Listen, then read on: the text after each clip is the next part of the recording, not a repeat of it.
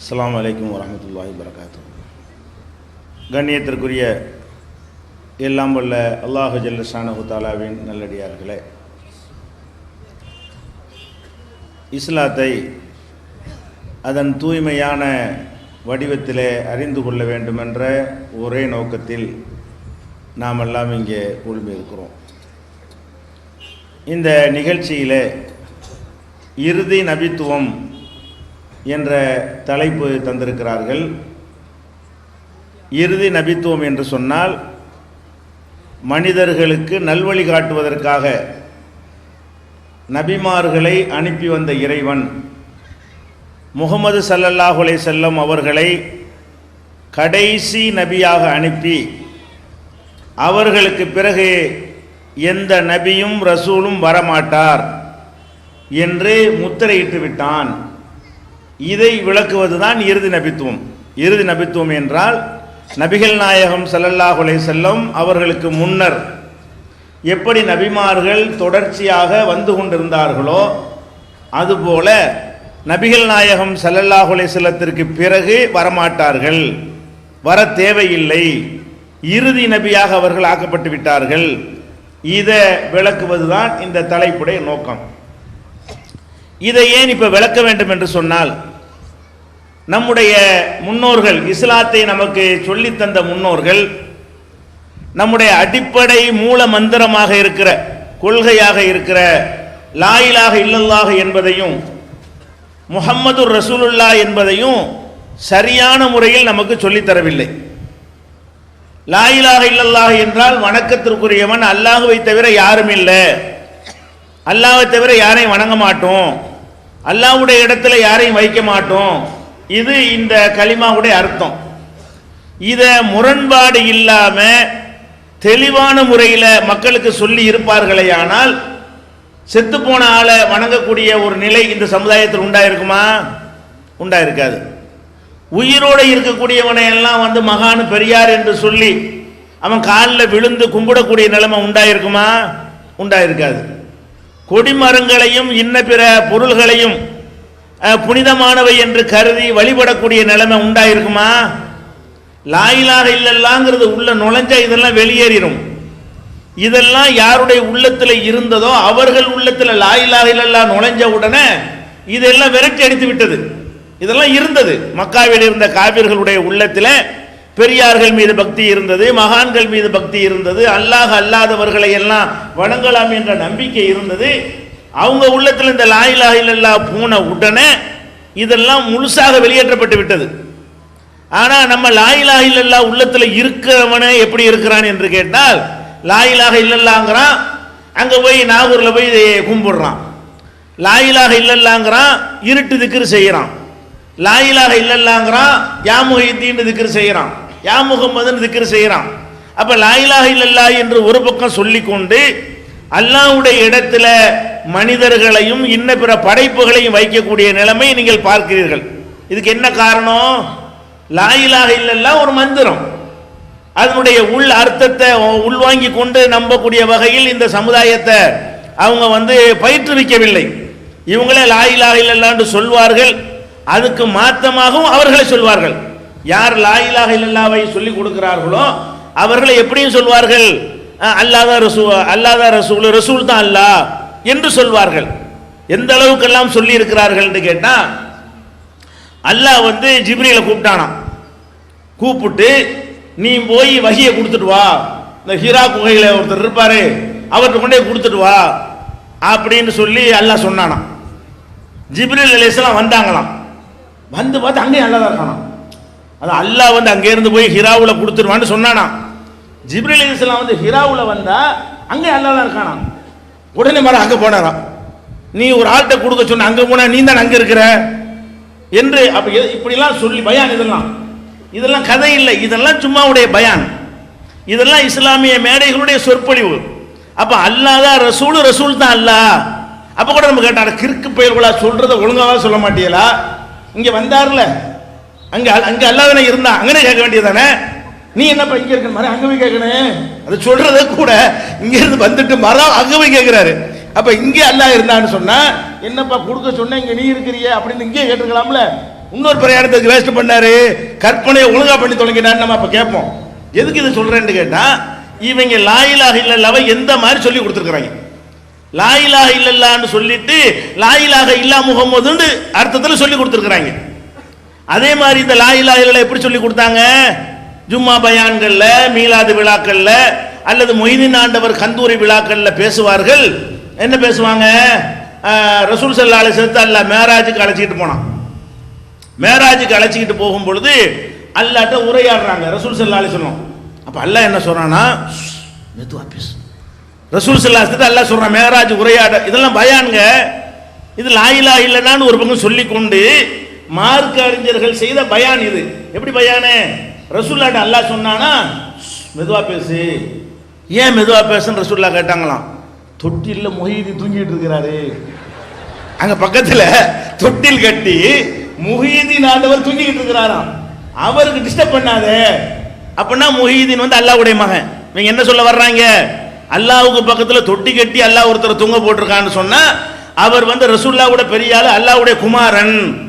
அப்ப அல்லாஹ்வுடைய லா இலாஹ இல்லல்லாஹ்ங்கிறது அல்லாஹ்வுடைய குமாரனை ஒழிக்க வந்த கொள்கை.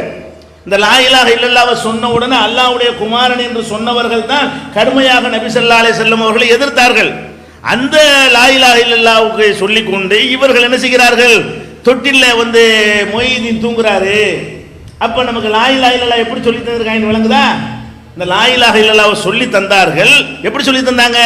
அதுக்கு அர்த்தமே இல்லை, அதுக்கு ஒரு கருத்துமே இல்லை, அதை சும்மா சொல்லிக்க, எதை வேண்டாலும் வணங்கிக்க. இப்படிதான் நம்முடைய உள்ளத்தில் என்ன செய்தார்கள்?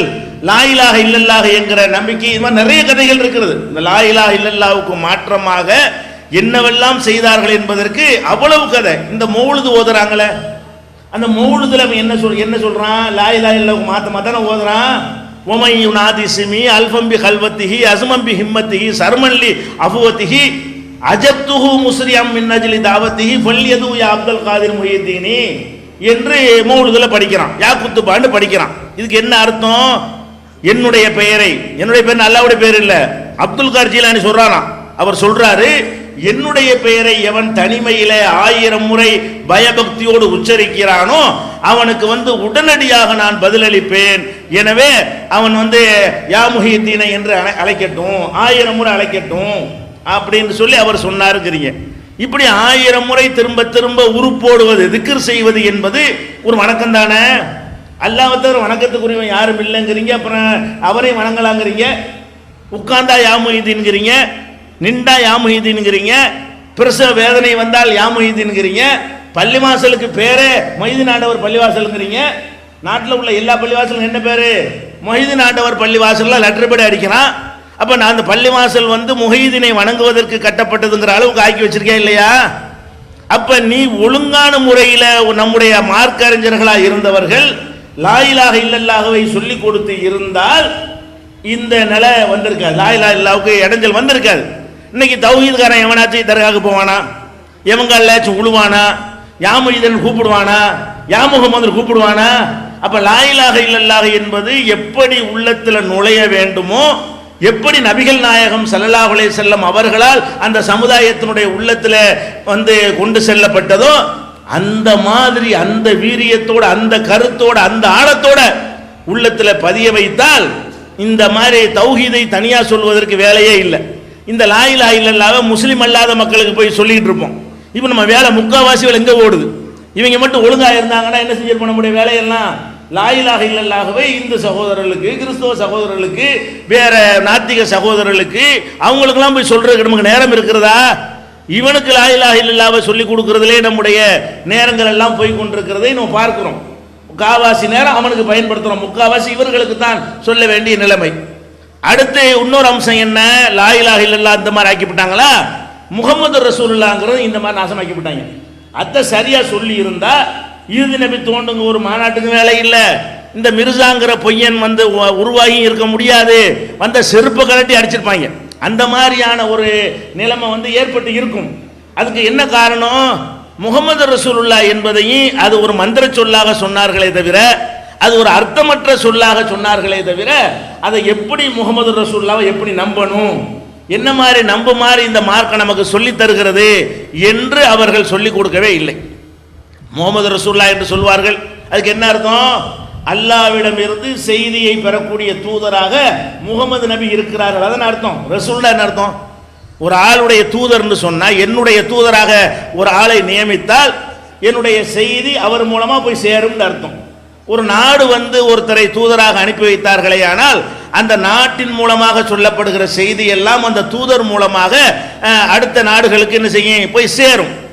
அப்ப முகமது அவர்களை தான் நம்ம அல்லாஹ்வுடைய தூதர்ங்கிறவர். யாரையும் அல்லாஹ்வுடைய தூதர்னு சொல்ல மாட்டேங்கிறோம்.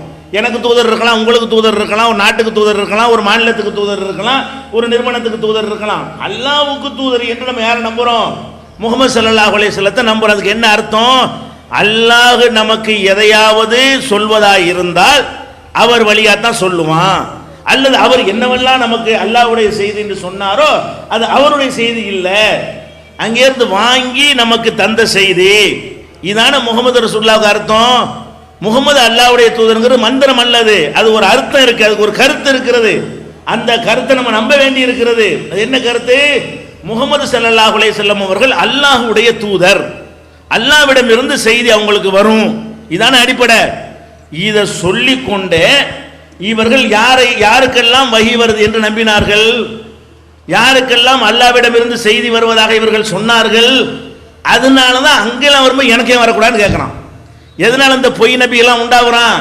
நீ அதுக்கு முன்னாடியே இந்த லா இலாஹ இல்லல்லாஹ்வை நாசமாக்குன மாதிரி முகமது ரசூலுல்லாஹ்வை நாசமாக்கி வைத்திருக்கிற காரணத்தினால், அதனுடைய வீரியத்தோடு முழு அர்த்தத்தோடு முழு கருத்தோடு மக்களுக்கு சொல்லாத காரணத்தினால், லா இலாஹ இல்லல்லாஹ் சொல்லிக்கொண்டே தர்காவுக்கு போன மாதிரி முகமது ரசூலுல்லாஹ் சொல்லிக்கொண்டே என்ன பண்றான்? அவன் முகமது ஸல்லல்லாஹு அலைஹி வஸல்லமுடைய இடத்தில் மற்றவர்களை வைக்கக்கூடியவனாக உருவாகுறான். எப்படி எல்லாம் செய்யறான்? இன்றைக்கு இந்திய உலகம் பூரா எடுத்துக்கொண்டீர்களே, ஆனால் ஒரு 10% மக்களை கழித்து பார்த்தால், ஷியாக்களை கழிச்சுட்டு 10% மக்களை கழிச்சு பார்த்தீர்களே, ஆனால் 90% பேர் என்ன பண்றான்னு கேட்டா ஷாபி ஹனபி மாலிகி ஹம்பலியில் இருக்கணுங்கிறான். இதுதான் உலகம் பூரா உள்ள மக்களுடைய நிலைமை.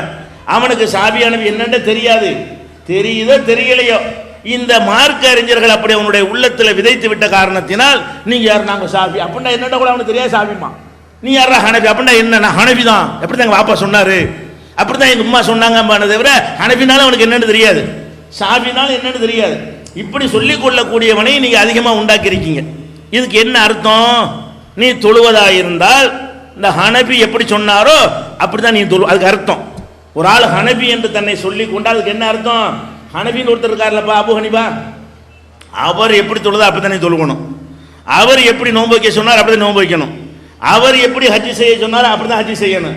அப்ப எல்லாமே அவர் சொல்லப்படிதான் நடக்கணும். உன் பேர்லயே நீ ஹனபின்னு உன்னை சொல்லிக் கொள்ளணும்.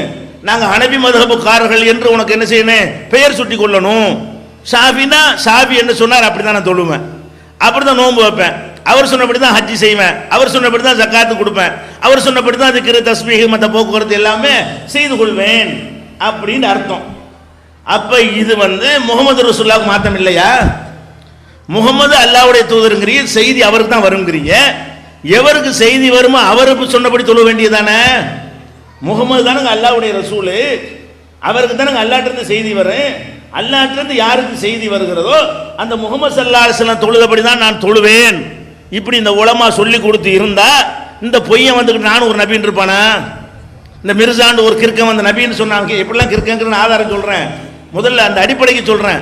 இந்த மாதிரி போய் ஒரு கிறுக்கு பையில பிடிச்சி நபி நம்புனாங்களே, அதுக்கு நீ பாதை அமைச்சு கொடுத்தியா இல்லையா? நீ அல்லாஹ் ரசூலை விட்டு மக்களை விலக்கி ரசூலுல்லாஹ்வுடைய இடத்துல அபு ஹனீஃபாவை கொண்டு வைக்கிற, ரசூலுல்லாஹ்வுடைய இடத்துல ஷாபி இடத்துல கூட இல்லை, மேல எந்த அளவுக்கு என்று கேட்டால், நாங்கள்லாம் அந்த உலமாக்கள் சபையில் நான்லாம் இப்போ ஒரு பொறுப்பில் இருந்தேன். உலமாக்கள் சபைன்னு வைத்திருந்தார்கள். அதில் செக்ரட்டரியாவோ துணை செக்ரட்டரியாவோ அந்த காலத்து எந்த பொறுப்புன்னு ஞாபகம் இல்லை, ஏதோ ஒரு பொறுப்பில் நான் இருந்தேன் தஞ்சை மாவட்டத்தில். அப்போ நம்ம என்ன கேட்போம், இந்த மாதிரி மதுகப்பு இந்த மாதிரிலாம் இருக்குங்க, எப்படிங்க இது எல்லாரும் அப்படிலாம் கேட்டோம்னு சொன்னால், இது இப்படி இப்போ நரகத்துக்கு போயிடுவோமே, போனால் போயிட்டு போகிறோம், அபு ஹனீஃபா பின்பற்றி நரகம் தான் கிடைக்கும்னா கிடைச்சிட்டு போகுது இப்படின்னு யார் உலமா சொல்கிறாங்க. எங்களுக்கு பாடம் சொல்லி தந்த உஸ்தாதுமார்கள் இந்த மாதிரி எங்கள்கிட்ட பேசிய காட்சியெல்லாம் எங்களுக்கு மனசில் அப்படி பதிந்திருக்கிறது. அப்போ இவங்க உள்ளத்தில் எந்த அளவில் வைத்திருக்கிறார்கள் என்றால், அல்லாஹ்வுடைய ரசூலுக்கு மேலே அபு ஹனீஃபா, அல்லாஹ்வுடைய ரசூலுக்கு மேலே ஷாபி, அல்லாஹ்வுடைய ரசூலுக்கு மேலே மாலிகி, அல்லாஹ்வுடைய ரசூலுக்கு மேலே ஹம்பலி. அவங்க என்ன சொன்னாங்களோ அதுதான் எங்களுடைய வணக்கம், அதுதான் எங்களுடைய இபாதத்துன்னா அப்ப இவங்களுக்குலாம் வஹி வருமா? எப்படி தொழுவணுங்கிற ஒரு விஷயம் அல்லாஹ்விடமிருந்து அபூ ஹனீஃபாவுக்கு வருமா? அல்லாஹ்விடமிருந்து ஷாபிக்கு வருமா? நீ வாசலை திறக்கிறியா இல்லையா? ஒரு பெரிய இந்த முல்லை பெரியார் டேம் இருக்குது, லேசா அப்படி விரிசல் விட்டவுடனே உடஞ்சிடும், அரைஞ்சிடும், நடுங்கிறானே. அப்போ அப்படித்தானே ஒரு கம்மாய் இருக்குது, ஒரு ஆறு இருக்குது, ஒரு கேணி இருக்குதுன்னு சொன்னால் அதில் லேசாக ஒரு ஓட்டை விட்டு பாருங்களேன், அது போதும். லேசாக ஒரு ஓட்டை விட்டு தண்ணி வர வந்துச்சுன்னா அரிச்சுக்கிட்டு மொத்தத்தையும் என்ன செய்யறேன், ஊரை அரிச்சு நாசமாக்கணும். அப்படி தான் இந்த முல்லை பெரியார் சொல்லி பயங்காட்டிட்டு இருக்கிறாங்க. அதுக்குள்ளே நம்ம போக வேண்டியதில்லை. நீ அந்த மாதிரி இந்த ஷாபின்னும் ஹனபின்னு ஓட்டை போட்டு வச்சுன்னு சொன்னால் அப்போ உடைஞ்சு போயிருமா இல்லையா? இல்லை அழிஞ்சு நாசமாயிருமா இல்லையா? அப்போ நீங்கள் இந்த இறுதி நபித்துவம் எப்படி நீங்கள் பேசுறீங்க? நபிகள் நாயக இடத்துல நீ வந்து பெருசா குலாம வைக்கலாம்னு நீ வச்சு நீ தானே இப்போ காட்டியிருக்கிற. அபூ ஹனீஃபா வைக்கலாம், அதுக்கு ஒரு ஆளை வைக்கக்கூடாதுன்னா யாரையும் தான் வைக்கக்கூடாது. நம்ம என்ன செய்யறோம், ஒரு புரிஞ்சு கொள்வதற்காக சொல்கிறேன், ஒரு தப்பான வழியில் போகக்கூடாது, ஒரு ஒரு விபச்சாரம் செய்யக்கூடாதுன்னு வைங்களேன். என்ன இருந்தாலும் எங்கள் மாமா மகளோட தானே பண்ணேன் அப்படி சொல்ல முடியுமா? பண்ணக்கூடாது, யாரோடையும் தான் பண்ணக்கூடாது, சாலிகான ஆள்கிட்ட தானே போய் பண்ணினேன் அப்படி சொல்ல முடியுமா? விபச்சாரம் பண்ணக்கூடாதுன்னா பண்ணக்கூடாது. வழங்குதா? நான் ஏன்டா சாராயம் குடித்தேன், நான் என்ன அப்துல் கார் கடையில் குடித்தேன், ராமசாமியில் குடித்தேன் அப்படி சொல்ல முடியுமா? சாராயம் குடிக்கக்கூடாதுன்னா நீ அப்துல் கார் கடையிலையும் குடிக்கக்கூடாது, ராமசாமி கடையிலையும் குடிக்கக்கூடாது. அல்லாஹ்வுடைய ரசூல் இடத்துல வைக்கக்கூடாதுன்னா இந்த பொய்யனையும் தான் வைக்கக்கூடாது, அபூ ஹனீஃபாவையும் தான் வைக்கக்கூடாது. யாரை வச்சாலும் அல்லாஹ்வுக்கு பிடிக்காது. அல்லாஹ்வுடைய ரசூல் இடத்துல கொண்டு போய் அபூ ஹனீஃபா நாங்கள் வைக்கணும், நீ பொய்யனை கொண்டு வைக்கலாமான்னா நீ ஏன்டா அபூ ஹனீஃபா வச்ச? நீ எதுக்கு அந்த மாதிரி இந்த மக்களை உண்டாக்குன? நீ ஷாஃபி தான், நீ ஹனஃபி தான், இதுக்கு உண்டாக்குன? நீ வந்து முஸ்லீம் தான் நீ உண்டாக்குனியா? அல்லாஹ்வுடைய ரசூலை தான் பின்பற்றணும் உண்டாக்கி இருந்தியா? அது மாதிரி ஒரு சமூகம் உருவாகி இருந்தால் அந்த சமூகத்துக்குள்ள நபிகள் நாயகம் ஸல்லல்லாஹு அலைஹி வஸல்லம் பிறகு ஒருத்தர் நபின்னா ஒத்துக்கொள்வானா? ஒருத்தன் ஒத்துக்கொள்வானா? அந்த கருத்து எடுபடுமா? யாராவது ஏற்றுக்கொள்வானா? அப்ப இவர்கள் இந்த லா இலாஹ இல்லல்லாஹ்வுல வந்து எப்படி ஓட்டை விட்டார்களோ, மக்களுக்கு சரியாக சொல்லவில்லையோ, அந்த மாதிரி முகமது ரசூலுல்லாஹ்வையும் அறகுறையா சொல்லி அதுக்கு எதிராக சொல்லி இந்த சமுதாயத்தை உருவாக்குனதுனால தான் இவன் உண்டான காட்சியெல்லாம் பார்க்கிறோம். அதே மாதிரி இது ஒரு பக்கமாச்சா, இந்த 4 இமாம்ங்கிற ஒரு விஷயம், இமாம்களுக்கெல்லாம் இது வருதுண்டு. அதே மாதிரி இவன் யாரையெல்லாம் மகான்னு சொல்லிக்கிட்டானோ அந்த மகான்கள் கதைகளெல்லாம் எடுத்து பார்த்தீங்கன்னா அல்லாஹ்ட்டேருந்து அவருக்கு வந்து அப்படி ஒரு டைரக்ட் கனெக்ஷன் வரும். அப்படி காட்டுவாங்க. இந்த மகான் அவுலியா பெரியாருங்கிறாங்களே, இந்த பெரியார்கள்லாம் என்ன செய்வாங்கன்னா ரகசிய ஞானம்னு ஒன்று இருக்கிறது. நம்ம படிக்கிறது சாதாரண மக்களுக்கு உள்ளதான். இந்த குரானு, இந்த ஹதீஸ் புஸ்தகத்தை எல்லாம் படித்து அறிந்து கொள்றோமே, இதெல்லாம் சாதாரண உங்களுக்கு உரியது. நீங்கள் தவம் செய்தீர்களேயானால், ஷேகுமார்ட்ட முரீது வாங்கினீர்களேயானால், அப்ப என்னவாக உங்களுக்கு அல்லாஹ்ட்டேருந்து நேரடி கனெக்ஷன் அந்த பெரியார்களுக்கு வந்துவிடும். அல்லாஹ் சொல்லக்கூடிய செய்தியெல்லாம் அப்படி நேர அவர் உள்ளத்தில் போடுவான். அதனால் அவர் என்ன சொன்னாலும் நீங்கள் கேட்டு நடக்க வேண்டும். ஒரு ஷேகுண்டு ஒருத்தனை ஏற்றுக்கொண்டு எந்த அளவுக்கு சொல்லுகிறார்கள் என்றால், ஒருவரை ஷேகாக, அதாவது ஷேகுன்னா குருவாக நீங்கள் ஏற்றுக்கொண்டீர்களேயானால் அவரிடத்தில் ஒரு பொணத்தை ஜனாசாவை குளிப்பாட்டுபவன் கையில் ஜனாசா எப்படி இருக்குமோ அப்படி நீங்கள் மாறிவிட வேண்டும். இப்போ ஜனாசாவை ஒருத்தர் குளிப்பாட்டுறாரு, இந்த பக்கம் அழுக்கா இருக்குன்னு ஜனாசா சொல்லுமா? இங்கே கொஞ்சம் தண்ணியை கூட ஊற்றுன்னு சொல்லுமா? ஜனாசா இப்படி போடுறதுனாலும் இப்படி ஆடையை ஊற்றாலும் சும்மா இருக்கும், ஆடையை கொடுத்தனாலும் சும்மா தான் இருக்கும், சோப்பு போட்டாலும் சும்மா தான் இருக்கும், சோப்பு போடாமல் கள்ளத்தனமாக கழுவுனாலும் காசு வாங்கிட்டு அரைகுறையாக கழுவுனாலும் சும்மா தான் இருக்கும். அதுக்கு ஏதாவது தெரியுமா? அப்போ ஜனாசா எப்படி என்ன மாதிரி செஞ்சாலும் பேசாமல் இருக்கிறதோ அந்த மாதிரி ஒரு செய்கிடத்தில் நீ போய் தீச்சை வாங்கிட்டேன்னு சொன்னால் அப்படி இருக்கணும், போன மாதிரி இருக்கணும். அப்படின்னா என்ன அர்த்தம்? மார்க்கத்தில் ஹராமானதை செய்யின்னு அவர் சொல்லுவார், செய்யணும். அது இந்த சாதாரண சரியத்தில் தான் ஹராம். இது சாதாரண சரியத்தான். இது குரான்ல உள்ளதும் நபிகள் நாயகம் சொன்னது அது சாதாரண சரியத்தான். அது சாதாரண சரியத்தில் உள்ள ஒரு விஷயம். போய் விபச்சாரம் பண்ண போன்னு சொன்னா கூட நீ செய்யணும், செய்க சொன்னா செய்யணும். ஏன்? அவர் சொல்லவில்லை, அவர் அங்கிருந்து வாங்கி சொல்கிறாராம். எப்படி கதை? நமக்கு வாங்கி சொல்ல ஒருத்தர் ரசூல்லா நம்ம நம்புறோம். இந்த ஷேகு முரீதுன்னு ஏமாத்துற எல்லா அயோக்கியனும் தரிக்கான்னு சொல்லக்கூடிய அவ்வளவு அயோக்கியர்களும் என்ன சொல்றாங்கன்னு கேட்டா, இந்த தரிக்காவுடைய ஷேகுமார்கள் அல்லாஹ்விடத்திலிருந்து செய்திகளை பெற்று அதை மக்களுக்கு சொல்கிறார்கள் என்று நம்புகிறார்கள். அதனால் எந்த அளவுக்கு கேட்டா இப்படியே எழுதி வச்சுக்கிறாங்க. ஷேகு முரீது புத்தகத்தை எடுத்து பார்த்தீங்கன்னா அவங்களுடைய முரீதுக்கு ஆர்வம் மூட்டி எழுதப்பட்ட புத்தகங்களில் உள்ள ஒரு கதை. இது என்ன கதை? அந்த கதையின் மூலமாக மூளை செலவை செய்யறான். எப்படி? ஒரு ஷேகு என்ன செய்றான், முரீதை கூப்பிட்டு, நீ போய் இந்த வீட்டில் ஒரு விபச்சாரி இருக்கிறான், அங்கே போய் விபச்சாரம் பண்ணிட்டு வாண்டாரான். இவன் என்ன பண்ணானா, என்னடா இது விபச்சாரம் பண்ணுறது மார்க்கத்தில் கூடாது, ஷேக் சொல்றாரு அப்படி என்ன செஞ்சானா, சரி ஷேக் சொல்ல மீறக்கூடாது, ஷேக் அவரா சொல்றாரு, அல்லாஹ்ட்ட வாங்கி தானே சொல்றாரு, அதுல ஏதோ ஒரு அர்த்தம் இருக்கும் அப்படின்னு சொல்லிட்டு அவன் வந்து அங்க போனானா. எங்க போனானா, எந்த வீட்டுக்கு போய் விபச்சாரம் பண்ண சொன்னாரோ அந்த வீட்டுக்கு போனானா. போனா 10 வருஷத்துக்கு முந்தைய இவனை விட்டு ஓடி போன இவன் பொண்டாட்டி தாங்க இருக்கிறான். உடனே சந்தோஷப்பட்டு, ஆஹா நம்ம மனைவியோட சேர்ந்துட்டோமேண்டு இதுக்குள்ள ஷேக் சொல்லி இருக்கிறாங்க அப்படி இப்படி எழுதிக்கிறாங்க. பார்த்தீர்களா, ஷேகுமார்கள் சொல்வது பார்க்கும் பொழுது ஒரு தப்பு மாதிரி தெரியும், ஆனால் உள்ள விஷயங்கள் வேற இருக்கும், உங்களுக்கு விளங்காது, அது கடைசியில தான் தெரிய வரும். இப்படி எழுதி அதனால ஷேக்கிட்ட முறியது வாங்கன்னு சொல்றான். எவ்வளவு கேனப்பையில இருக்கான்னு பாத்தீங்களா? 10 வருஷம் ஓடி போய் விசார தொழில் பண்றா, அவ இவனுக்கு கிடைச்சது நல்லதா? அது கற்பனை தான் பண்றாங்க, ஒழுங்கா பண்ண மாட்டீங்களா? 10 வருஷம் இவனை விட்டு ஓடி போன ஒருத்திய, 10 வருஷமா பல பேர்கிட்ட விசார தொழில் பண்ணிட்டு இருக்கிற ஒருத்திய கண்டுபிடிச்சு செய்து கொடுத்தாருன்னா இவனோட ஒரு மானம் கட்ட இருப்பானா? இந்த மாதிரி இருன்றாங்க நம்மள. அப்ப நான் என்ன கேட்கிறேன், இது வந்து ஏன் இப்படி, இதுக்கு என்ன பில்டப் எப்படி கொடுக்குறாங்கன்னு கேட்டா, இது ஏன் தெரியுமா? ஷேக் ஒன்று சொன்னார்னா நீங்க குர்ஆனை படிச்சுக்கிட்டு இருப்பீங்க, அவ்வளவுதான் உங்களுக்கு தெரியும். ஹதீஸை படிச்சுட்டு என்னமோ சொல்லுவீங்க, அதான் உங்களுக்கு தெரியும். ஷேக் அங்கேருந்து வரும், வந்துகிட்டே இருக்கு செய்தி, கொண்டா போய் கொள்ள வேண்டியதுதான், அடினா அடிக்க வேண்டியதுதான், சாராயம் குடினா குடிக்க வேண்டியதுதான். அது என்னது? அது அல்லாஹ்வுடைய கட்டளை. அட கூறு கட்டவன இந்த மிர்சா குலாம் காதியானிக்கு இதுக்கு என்னடா வித்தியாசம்? அந்த அப்படிதான் நீ சொல்ற, அல்லாஹ்விட்ட செய்தி அவனை தானே சொன்னா, அவன் சொன்னா உனக்கு கோபம் வருது. இறுதி நபித்துவத்தை காப்பாற்ற கிளம்பிட்டாங்களாம். ஏன்டா வாசலை வகுத்து கொடுத்தது நீ, இந்த மாதிரி சிந்தனை விதைச்சது நீ, இதையெல்லாம் பார்த்து ஐடியா பண்ணி தானே அவன் செஞ்சான். இந்த கூட்டத்தினால கூறுகட்ட கூட்டம் ஆக்கி வச்சிருக்கிறாங்க, இவங்க நல்லா ஏமாத்தலாம், கண்ட கிறுக்கு பயல்களுக்கெல்லாம் எல்லாம் பேசியிருக்கிறாங்க போது நம்மளும் விட்டு அடிச்சு பார்ப்போமே, ஒர்க் அவுட் ஆகும்னு நினைச்சானா இல்லையா? இந்த நினைப்பு வந்தது காரணம் நீனா அவனா? இந்த மாதிரியான ஒரு சிந்தனை இதை பார்த்தா வருமா வராதா? ஓ ஷேக் சாதாரண ஷேக்கிட்டே பேசுனா அப்போ அல்லாட்ட இருந்து வகி வரும்னா அப்போ ரசூல்லா கூட வகி முடியலைன்னு தானே அர்த்தம். அல்லாட்ட இருந்து ஷேகுமார்களுக்கு செய்தி வரும் என்றால் வகி உண்ண முடியலை, வந்துக்கிட்டே இருக்கும். இவங்களோட அல்லாஹ் நேரடியாக, இவங்களும் அல்லாஹ்வுடைய ரசூலு, வார்த்தையை சொன்னா தான் ரசூலா, நான் இறைவனின் தூதர்னு சொன்னா தான் ரசூலா? ஒருத்தன் அந்த வார்த்தையை சொல்லாம நான் இப்போது இறைவனிடமிருந்து ஒரு செய்தியை கொண்டு வந்திருக்கிறேன்றான், அவனு ரசூல் தான் சொல்றான். நானா என்ன செய்யணும் உங்கள்கிட்ட சொல்றேன், நான் இப்போது இறைவனிடமிருந்து ஒரு செய்தியை பெற்று உங்களுக்கு சொல்ல போகிறேன் அப்படின்னு சொல்லி ஒரு செய்தியை நான் சொன்னா இதுக்கு என்ன அர்த்தம்? என்னை ரசூல்னு சொன்னேன்னு அர்த்தம்.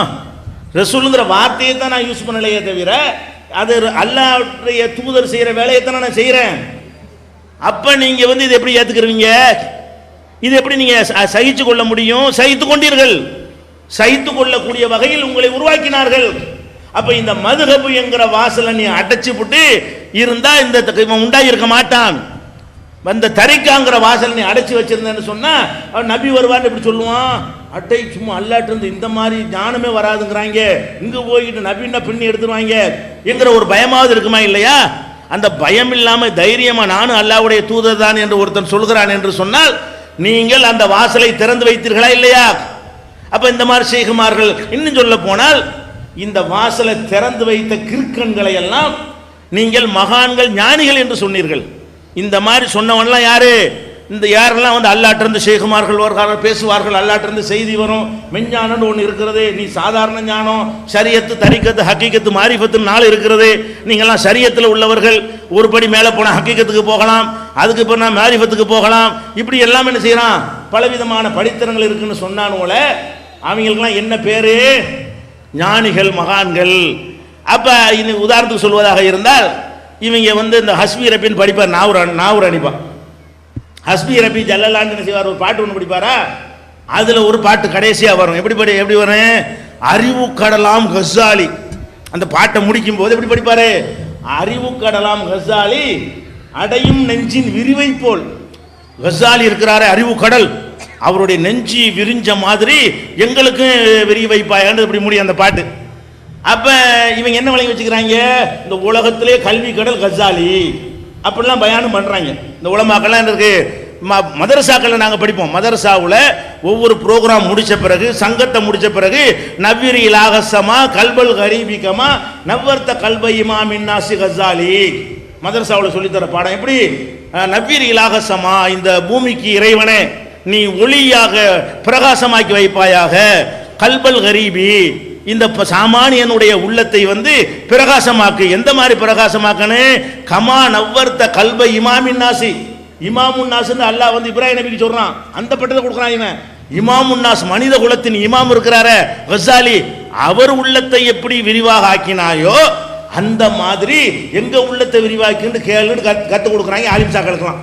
இதை உட்காந்து மதரசாவில் வந்து ஒவ்வொரு நாளும் 10 தடவை குறையாம அவ்வளோ பேரும் படிச்சுக்கிட்டு இருக்கிறான். ஒவ்வொரு நாள் சோறு திங்கும் போதும், சோறு தின்னு முடிச்ச உடனேயும், சபையை கூடும் போதும், சபையை கலைக்கும் போதும் இந்த பாட்டை படிச்சுட்டு தான் கலைக்குவோம். நாங்கள்லாம் ஓதுற இப்போ இருக்கா இல்லைன்னு தெரியல.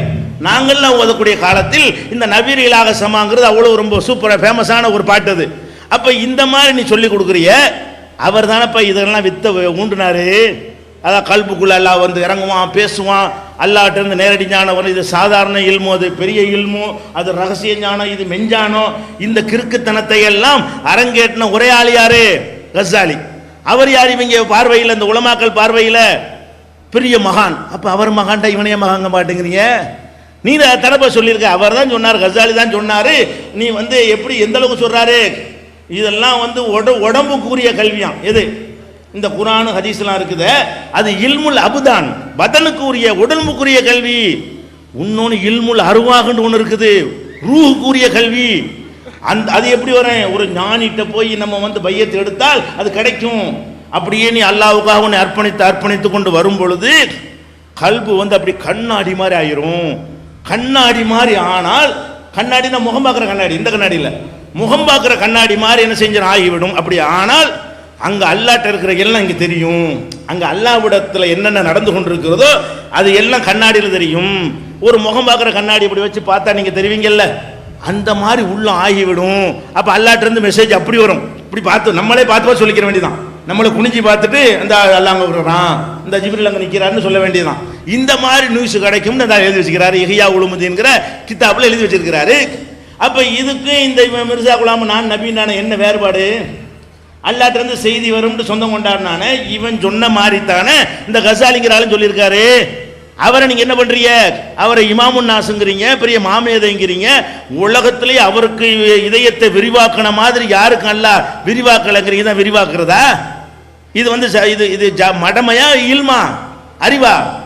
அப்ப இவங்களை வந்து நீங்கள் பாராட்டி கொண்டிருக்கும் பொழுது அவன் என்ன காட்டுறான்? இந்த கஸாலி புஸ்தகத்தெல்லாம் எடுத்துக்கொண்டாந்து காட்டுறான். பார்த்தீர்களா கஸாலி என்ன சொல்லி இருக்கிறார்?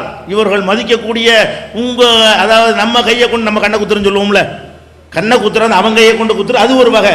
நம்ம கையை கொண்டு நம்ம கண்ணை குத்துனா அவன் அந்த மாதிரி என்ன செய்யறான்? உங்க கையை வச்சுக்கிட்டு உங்க கண்ணை குத்துறான், எங்க கையை வச்சுக்கிட்டு எங்க கண்ணை குத்த இயலாது.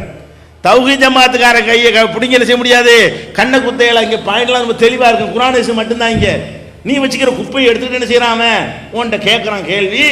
நீ தானே கஸாலின்ற, நீ தானே பெரிய ஞானின்னு சொன்ன, நீ தானே அவருக்கு மாதிரி உள்ளத்தை விரிக்க சொல்லி கேட்ட, அவர் என்ன சொல்லியிருக்காரு தெரியுமா அப்படின்னு போட்டா நீ திருதுன்னு முழிக்க தானே செய்வ.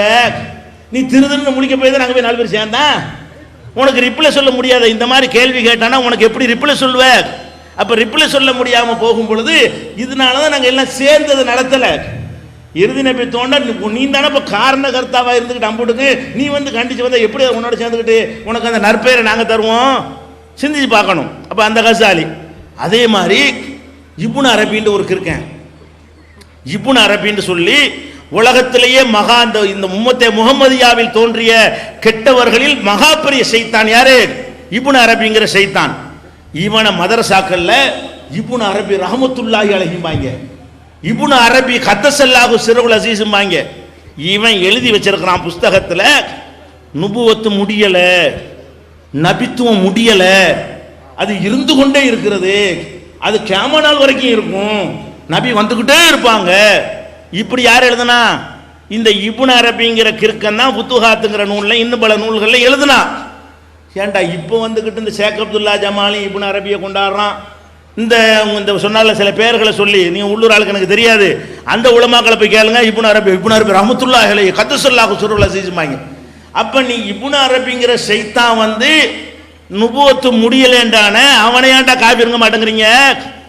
நுபுவத்து இன்னும் இருக்குங்கிறானே, நபி வரலான்னு சொன்னானே, அதைத்தானே இப்போ நோட்டீஸ் அடிச்சும் போட்டிருக்கிறான். இவர்களை ஏற்றுக்கொண்ட புத்தகத்திலிருந்து காட்டியிருக்கிறோங்கிறானே, அதான் ஓன் கையை பிடிச்சி ஓன் கண்ணை குத்துறது, ஓன் விரலை கொண்டு ஓன் கண்ணை குத்துறது. எல்லாம் குப்பை. நீ குப்பையெல்லாம் தப்சீர் என்று வைத்துக் கொண்டிருக்கிறாய். குப்பையெல்லாம் மார்க்க நூலாக வைத்துக் கொண்டிருக்கிறாய். குப்பையான விஷயங்களை சொன்னவனை எல்லாம் மேதாவிகள் என்று நீ வந்து மக்கள் மத்தியில் சித்தரித்துக் கொண்டிருக்கிறாய், நீ நம்பிக்கொண்டிருக்கிறாய். அப்ப வந்து இந்த மாதிரி சிந்தனை வருமா வராதா? நீ முகமது ரசூலுல்லாஹ் ஒழுங்கா சொல்லன்னு அர்த்தம். அப்ப நம்ம பார்த்தோம்னு சொன்னா இந்த மாதிரி இப்னு அரபி மாதிரியா ஆளுக்கு இந்த தஃப்சீர் சாவி மாதிரி குப்பைகள் எல்லாம் இவர்களுக்கு மார்க்க நூல்களாக ஆக்கப்பட்டு சொல்லிக் கொடுக்கப்படுகிறது. அதுல எல்லாம் இப்படி எழுதி வச்சிருக்கிறான், இந்த மாதிரி நச்சு கருத்தை எழுதி வச்சிருக்கிறான், வாயில வந்ததெல்லாம் மார்க்கம்னு உளறி வைத்திருக்கிறான். அப்ப இந்த மாதிரி சொன்னவன் எந்த இன்னும் நானே அல்லான்னு சொன்னவனையெல்லாம் மகான்கிறாங்க. நானே நபின்னு சொன்னவனுக்கு இவ்வளவு கோபம் வருதுல்ல. நானே நபின்னு ஒருத்தன் சொன்னா உனக்கு கோபம் வருது, எங்களுக்கும் கோபம் வருது, எங்களுக்கும் கோபம் வருது. கோபம் வர வேண்டிய நியாயமான விஷயம்தான். ஆனா இதுக்கு முன்னாடி பல பேர் நானே இறைவன் சொன்னானே, அப்ப அதுக்கு என்னடா சொல்றீங்க? அனல் ஹக்குன்னு சொன்னானா இல்ல? ஒருத்தன் மன்சூர் ஹல்லாஜின்னு ஒருத்தன் அனல் ஹக் நான் தான் அல்லான்னா, நான் தான் அல்லா, நான் தான் அல்லான்னு சொன்னான். அன்றைக்கு இருந்த ஆட்சியாளர்கள் அதுக்காக அவனை கொலை பண்ணாங்க, மரண தண்டனை கொடுத்தார்கள். கொடுத்து உலகமே தெளிவான தீர்ப்பு அன்னைக்கு அறிஞர்கள் கொடுத்திருக்கும் பொழுது இவன் என்ன பண்றான்? அவர் மகான் மன்சூர் ஹல்லாஜ் ரஹ்மத்துல்லாஹி அலைஹி பேரை வைக்கிறான் மன்சூர் ஹல்லாஜ்னு. சில ஆட்களுடைய பேர் என்னப்பான்னு கேட்டா மன்சூர் ஹல்லாஜுங்கிறாங்க. என்னப்பா மன்சூர் ஹல்லாஜ்னு வரலாற்றில் யாருக்கு அந்த ஊருக்கு இருக்குன்னு தான் இருந்திருக்கிறான். மன்சூர் ஹல்லாஜ்னா யாரு? நான் தான் அல்லான்னு ஒரு கிறுக்கன்னு சொல்லியிருக்கான். அவன் பேரை இவன் சூட்டுறான்னு சொன்னா அவனுக்கு எவ்வளவு பெரிய மரியாதை வச்சிருக்கிறான். இப்போவாவது பேரை நாமளா சூட்டி கொள்கிறோம். அப்போ அந்த அசர்த்து தான் வந்து பேரை சூட்டுவாரு. எப்படி தேர்ந்தெடுக்கிறாங்கன்னு பாருங்க. அசரத்தை தேர்ந்தெடுத்து மன்சூர் ஹல்லாஜ்னு உனக்கு பேர் வைக்க சொல்றானே. இந்த மன்சூர் ஹல்லாஜுங்கிறவன் யாரு? அவன் ஒரு முஸ்லீம் அல்லாத ஒருத்தன், இஸ்லாத்தை விட்டு வெளியேறியவன், ஃபிரௌன். இந்த சமுதாயத்து ஃபிரௌன் யாரு? மன்சூர் ஹல்லாஜ் என்பவன். நான் தான் அல்லாட்டா தானே, ஃபிரௌன் தான் சொன்னான். ஆனா ரப்புக்கும் அல்லான்னு சொன்னான், நான் தான் உங்களுக்கு பெரிய கடவுள்னு சொன்னான். அதையே தான் மன்சூர் ஹல்லாஜ் சொன்னான். இவங்க என்ன பண்றாங்க? அது வந்து நீங்க வந்து ஷரியத்துல பார்த்தா அது வந்து குஃப்ரு தான். எப்படி அது பிரிக்கிறாங்க? ஷரியத்தில் அது வந்து தப்பு தான். ஆனா மெஞ்ஞான் அப்படி ஊறி போய் அப்படியே தவத்துல இறங்கின உடனே அப்படியே ஒரு ஜதுப்பு நிலைக்கு வந்துருவாரு. ஜதுப்பு, அதுக்கு பேர் என்னவா ஜதுப்புன்னு சொல்றாங்க. அது ஜதுப்புனா பைத்தியம் அர்த்தம். அப்ப ஜதுப்பு நிலைக்கு வந்து அவர்கள் அது மாதிரி சொல்லுவார்கள், அவர்களை அல்லாவாக மாறி விடுவார்கள். அது மாதிரி மாறுவது வந்து உங்களுக்கு ஷரியத்தில் நீங்க செஞ்சது சரிதான், ஆனா அவங்க மகான்கள் தான், அவங்க பெரியார்கள் தான், அவங்கள்ட்ட அல்லாஹ் தான் வந்து அதை சொன்னான் என்று இன்னைக்கும் பேசக்கூடிய, மதரசாவில் பாடம் நடத்தக்கூடிய, பயான்களில் சொற்பொழிவு நிகழ்த்தக்கூடிய கூறுகட்டவர்கள் இருக்கிறார்கள். ஏண்டா நான் தான் நபிங்கிறவன் மேலே இவ்வளவு கோபம் வருது உனக்கு? நான் தான் அல்லான் இருக்கிறான், அவன் மேலே உனக்கு என்ன கோபம் வந்துச்சு? பா யசீதுல் புஸ்தாமி, அபு யசீதுல் புஸ்தாமின்னு ஒருத்தன் தான். அவனையும் இதே மாதிரி நினைஞ்சிருக்கிறாங்க. மூலது கிதாபுலாம் வரும், பல பட்டியல் வாசிக்கும் பொழுது பா யசீதுல் புஸ்தாமின்னு சேர்த்துக்கிறாங்க. இவன் என்ன செஞ்சான்? அப்ப இவன் மாவில் ஜிப்பத்தி ஜுப்பாவில் அல்லா தான் இருக்கான்னு சொன்னான். இல்ல இல்லன்னா ஜுப்பாவில் இருக்கிறேன், ஜுப்பாவில் தான் அல்லா இருக்கான்னா. இவன் எப்படி இருக்கேன்னு பாருங்க. என் ஜுப்பாவில் அல்லா தான் இருக்கிறான், அல்லாண்டு வேற எங்கேயும் கிடையாது, பாக்கெட்ல இருக்காங்கிறான். நம்ம சொல்லுவோம்ல தலைவர் நம்ம பாக்கெட்ல தான், அந்த மாதிரி என்னடா பெரிய அல்லா, அல்லா நம்ம பாக்கெட்ல, நான் சொல்றதை கேட்பானா? அல்ல அல்ல சொல்ல நான் கேட்பானான்ட்டான். யாரு? இந்த பாயசீதுல் அவனை ரஹ்மத்துல்லாஹி அலைஹிங்கிறான். அப்ப அல்லாஹ் பாக்கெட்ல வச்சிருக்கான். இவ்வளவு கேவலமா சீப்பா பேசியிருக்கிறானே, அவன் வந்து இவனுக்கு நிகராக கண்டிக்கப்பட வேண்டியவனா இல்லையா? இந்த மிர்சா குலாம் என்ற அயோக்கியனுக்கு சமமாக அதுக்கு மேலாக கண்டிக்கப்பட வேண்டியவனா இல்லையா? கண்டிச்சிங்களா? நீங்க ரஹ்மத்துல்லாஹி அலைஹிங்களா? மூடுதல வச்சு அவனுக்கு புகழ் மாலை சூட்டுனீங்களா? அப்ப வந்து இந்த பாயதில் புஸ்தாமி அப்படி சொல்றீங்க. அதே மாதிரி வந்து இந்த தல்மசானின்னு ஒருத்தர் இருந்தான். அது மாதிரி வந்து இந்த இப்னு அரபி என்ன செய்யறான்னு கேட்டா அப்படி படிக்கிறான் பாட்டு. இந்த நாய் படிக்கிறான், அவனை நான் வணங்குறான், அவன் என்னை வணங்குறான். யாரு? இந்த ரஹ்மத்துல்லாஹி அலைஹிங்கிறான். அந்த இப்னு அரபிக்கு இருக்கேன். இவன் சொல்றான் யஅபுதுனி வ அபுதுஹு, அவன் என்னைய வணங்குறான், நான் அவனை வணங்குறேன், நான் தான் அல்ல, அல்ல தான் நாங்கிறான். ஓ யஸ்ஜுதுனி வ அஸ்ஜுதுஹு, நான் அவனுக்கு செய்தா செய்யறான், அவன் எனக்கு செய்தா செய்யறான். அல்ல எனக்கு செய்தா செய்யறான், நான் அல்லாஹ்வுக்கு செய்தா செய்யறான். நாங்கள் ரெண்டு ஒன்று தான், எல்லாம் எங்களுக்குள்ள ஒன்று வேற கிடையாது. நான் தான் அல்ல, அல்ல தான் நாங்கிறான். இவன் நடர பண்ணினீங்க. இன்னைக்கு வரைக்கும் உங்களுடைய மதரசாக்கள் அவனுக்கு வைத்திருக்கிற இடம் என்ன? இன்னைக்கு வரைக்கும் உங்களுக்கு மதரசாவில் அவனுக்கு சொல்லக்கூடிய புகழ் மாலை என்ன? இதையெல்லாம் செஞ்சு வாசலை திறந்து விட்டீங்கன்னு சொன்னா இன்னும் வரத்தான் செய்வான். இது அட்டணி முதல்ல ஓட்டை அடைச்சி பாரு, ஒரு பையன் வரமாட்டான் அப்படின்னு சொல்லி இந்த ஓட்டையை வைத்து கொண்டிருந்தால் இன்னும் எத்தனை கிளம்ப போறான்னு சொல்ல முடியாது. அந்த அளவுக்கு நீ ஓட்டை விட்டு வைத்திருக்கிறாய். அப்ப இந்த மாதிரி எல்லாம் சொன்னவர்களை எல்லாம் நீங்க தான் உண்டாக்கி வைத்திருக்க. உங்களுடைய மதுஹபும் உங்களுடைய தரீக்காவும் உங்களுடைய பெரியார்கள் மகான்கள் என்று நீங்கள் மதிக்கக்கூடியவர்களும் இந்த மாதிரி கூறுகட்டவர்களாக மார்க்கத்தை விளங்காதவர்களாக இருந்த காரணத்தினால்தான் இன்னைக்கு முஸ்லிம்கள்ட்ட போய் இறுதி நபித்துவம்னு பேச வேண்டி இருக்கிறது, உனக்கும் பேச வேண்டி இருக்கிறது. இறுதி நபித்துவத்தை பேசுவதற்கு தௌஹீத் ஜமாஅத் கொள்கையில் உள்ளவனுக்குத்தான் அருகதை இருக்கிறது. இந்த கொள்கையை குர்ஆன் ஹதீஸ் மட்டும் என்று எவன் சொல்கிறானோ, குர்ஆன் ஹதீஸை தவிர யாரு நாங்க எப்படி வச்சிருக்கிறோம்? நீ இந்த நாயை எல்லாம் நீ வந்து நபின்னு சொல்ற, சஹாபாக்கள் சொன்னா கூட ஏத்துக்கிற கூடாதுங்கிறோம். இந்த உம்மத்திலேயே சிறந்தவர்கள் சஹாபாக்கள்.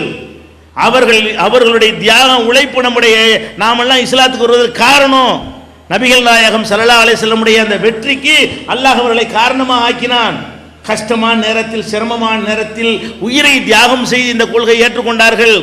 நபிகள் நாயகத்தோடு இணைந்து நின்று மரணம்தான் கிடைக்கும் என்று நினைக்கக்கூடிய போர்க்களங்களில் எல்லாம் வீரதீரமாக போராடி இந்த மார்க்கத்தை நிலைநாட்டினார்கள்.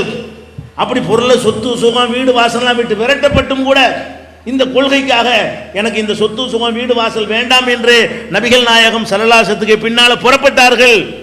புறப்பட்டு வந்தவர்களை அகதிகளாக இருந்த மதீனாவில் இருந்த சஹாபாக்கள் வீட்டில் பாதி, சொத்துல பாதி, சுகத்துல பாதி, ஆடையில பாதி, பண்ட பாத்திரத்தில் பாதி, இந்த அனைத்திலையும் பிரித்து கொடுத்தார்கள்.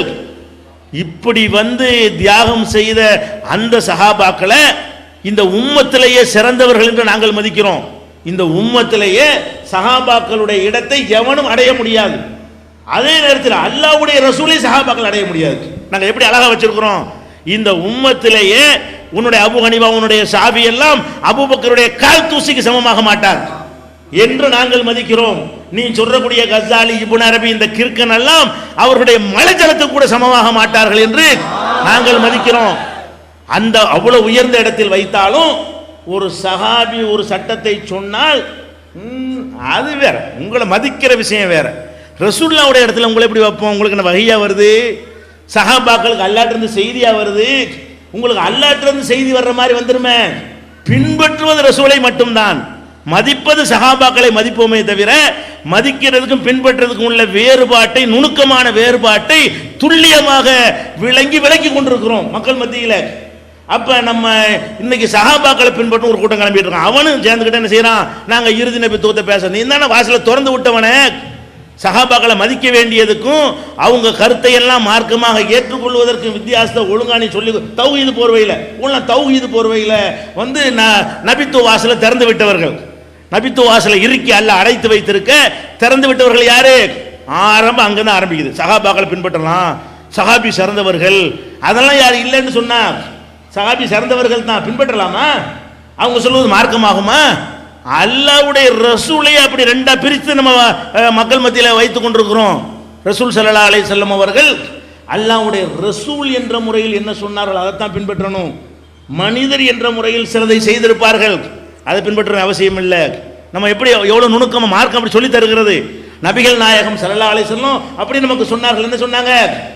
மதீனாவுக்கு போகிறார்கள், அங்க உள்ள மக்கள் பேரிச்ச மரங்களை வைத்து என்ன செய்யறாங்க? அந்த செயற்கை முறையில் விவசாயம் பண்ணுகிறார்கள். ஏன் இப்படி பண்ணுகிறீர்கள் என்று ரசூல் ஸல்லல்லாஹு அலைஹி வஸல்லம் கேட்கிறார்கள். இப்படி பண்ணினா தான் எங்களுக்கு விவசாயத்தில் நல்ல மகசூல் கிடைக்கும் என்று அந்த மக்கள் சொல்கிறார்கள். அப்ப நபிகள் நாயகம் ஸல்லல்லாஹு அலைஹி வஸல்லம் சொல்றாங்க, அவங்க பார்க்குறாங்க இது அவங்களுக்கு அறிவுக்கு பிடிக்கல, என்ன போட்டு மரத்தை உன்னோட ஒன்று சாயிண்டு பண்றது என்ன இதுன்னு அவங்க லாஜிக் என்ன? அவங்க மக்காவில் இந்த மாதிரி பார்க்கல, அவங்க பார்க்காத ஒரு டிஃபரெண்டான வித்தியாசமான முறையில் இந்த விவசாயம் இருந்ததுனால லவ்லம் தஃபோல் இதை செய்யாமல் விட்டுடலாமா, நீங்க இதே அப்படி செய்கிறீங்கன்ற உடனே அந்த மதீனாவில் உள்ள விவசாயிகள் அதை விட்டுட்டாங்க. அந்த மரத்தை இயற்கையான போக்கில் விட்டு விட்டார்கள். பார்த்தா மகசூல் குறைஞ்சி போச்சு, உற்பத்தி இல்லை. எப்பவும் எவ்வளவு உற்பத்தி ஆகுமோ அந்த அளவுக்கு உற்பத்தி ஆகாமல் உற்பத்தி குறைந்து விடுகிறது. அப்போ நபி ஸல்லல்லாஹு அலைஹி வஸல்லம் வர்றாங்க, பேரிச்சை மரங்களை பார்க்குறாங்க, உற்பத்தி குறைந்திருக்கிறது, போன வருஷத்துல இது கம்மிங்கிறது அவங்களுக்கு புரிகிறது. அவங்கள்ட்ட கேட்குறாங்க, மாலி நகலிக்கும், என்னாச்சு உங்கள் பேரிச்ச மரங்களுக்கு என்ன ஏற்பட்டு விட்டது? அப்போ அந்த மக்கள்லாம் சொல்கிறாங்க, என்ன ஏற்பட்டதா? நீங்கள் எனக்கு சொன்னீங்க, உங்கள் சொல்ல கேட்டு தான் ஏற்பட்டுச்சு.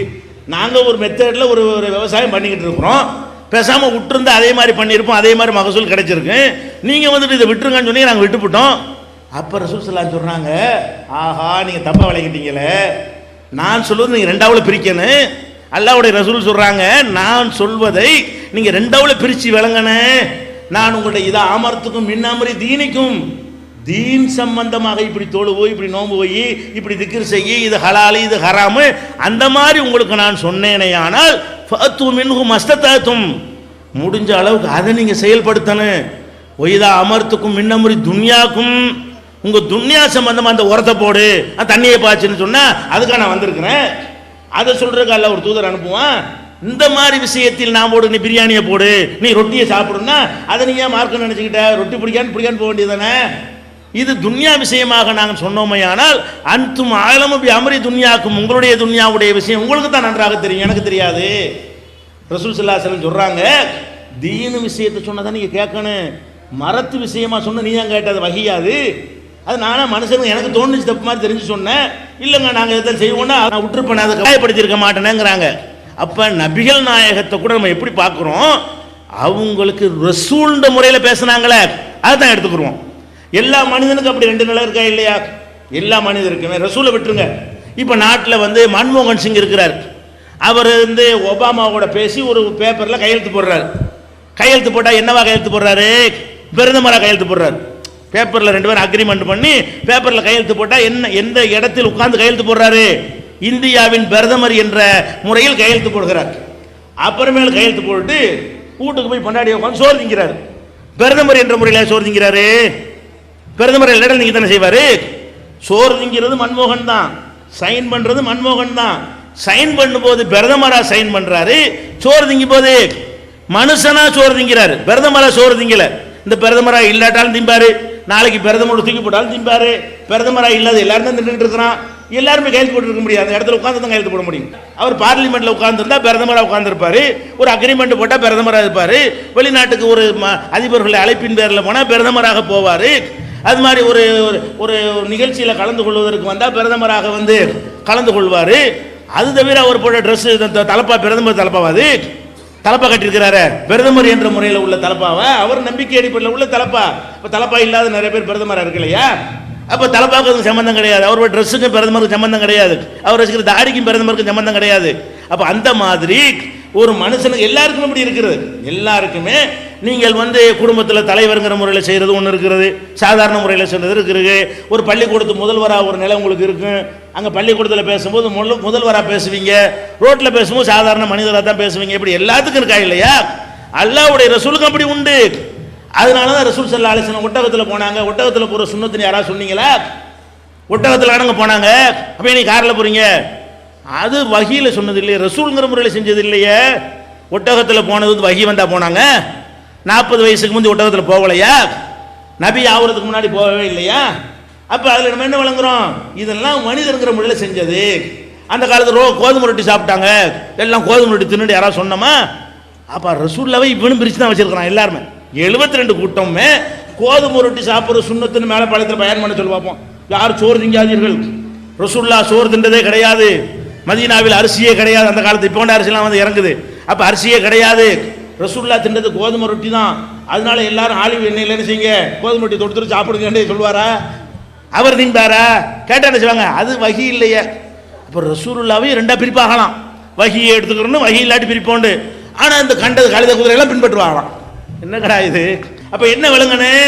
அல்லாஹ்வுடைய ரசூலுடைய செயலையே எல்லாரும் ரெண்டா பிரித்து தான் வழங்கி வச்சிருக்கணும். 72 கூட்டமும் கரெக்டாக வழங்கியிருக்கிறான். எப்படி விளங்குறான்? இதுதான் மார்க்கம். இது ஒட்டகத்தில் போனது மார்க்கம் இல்லை, அவங்க பேரிச்சம்பழம் சாப்பிட்டது மார்க்கம் இல்லை, அவங்க கோதுமை ரொட்டி சாப்பிட்டது மார்க்கம் இல்லை. உகது பொருளை கடுமையான காயம் ஏற்பட்டு விடுகிறது. காயம் ஏற்பட்டவுடன் ரத்தம் பயங்கரமாக கொட்ட ஆரம்பிக்கிறது. இப்போ ரத்தத்தை நிப்பாட்டுவதற்கு அந்த காலத்தில் என்ன முறை வச்சுருந்தாங்கன்னு கேட்டால் சாம்பலை பூசுவாங்க. உடனே என்ன பண்ணுறாங்கன்னா பேரிச்சம் ஓலையில் செஞ்ச பாயை எரித்து அந்த சாம்பலை எடுத்து ரத்தம் ஓடிட்டு இருந்துச்சு இல்லையா, அந்த இடத்துல வச்சு பூசினாங்க. ரத்தம் ஓட்ட நின்று விட்டது. ரத்த ஓட்ட நின்றாலும் இல்லை, ரத்தம் அதிகமாக ஓடி போச்சு, அதில் மூத்தா போயிடுவோமே. அதை ரசூல் ஸல்லல்லாஹு அலைஹி வஸல்லம் ஒரு வைத்தியமாக செய்யப்பட்டுச்சு. இன்னைக்கு எவனாச்சும் ஆக்சிடென்ட் ஆனவனை சாம்பலை கொண்டு அமுக்குவியா? இன்னைக்கு ஒரு ஆக்சிடென்ட் ஆகி ரத்தம் ஓடுது. அப்போ என்ன பண்ணுறோம்? ரத்தத்தை பூசுனது மருத்துவம். அந்த காலத்து மருத்துவம் அதான் செஞ்சாங்க. இந்த காலத்தில் இருந்தால் ஆஸ்பத்திரி போயிருப்பாங்க, தையல் போட்டிருப்பாங்க, ஊசியை போட்டிருப்பாங்க. அந்த காலத்தில் இருந்த காரணத்தினால் அவங்க அந்த சாம்பலை பூசினாங்கன்னு எடுத்துக்கிறீங்களா? அதெல்லாம் முடியாது. ரசூல் ஸல்லல்லாஹு அலைஹி வஸல்லம் காயத்துக்கு சாம்பலை பூசினதுனால் என்னை ஆஸ்பத்திரி கொண்டு போகாதீர்கள், வீட்டில் அடுப்பில் எரிச்ச சாம்பல் இருந்தால் கொண்டு வாங்க, அதை கொண்டாந்து அப்புங்கன்னு எவனா சொல்லுவீங்களா? நல்லா புரிஞ்சு வச்சுக்கணும் எல்லாருமே. நான் என்ன கேட்குறேன், அல்லாஹ்வுடைய ரசூலுடைய சொல்லு செயல்களையே நுணுக்கமாக பிரித்து பாதியை ஏற்றுக்கிறீங்க, பாதியை விட்டுறீங்க.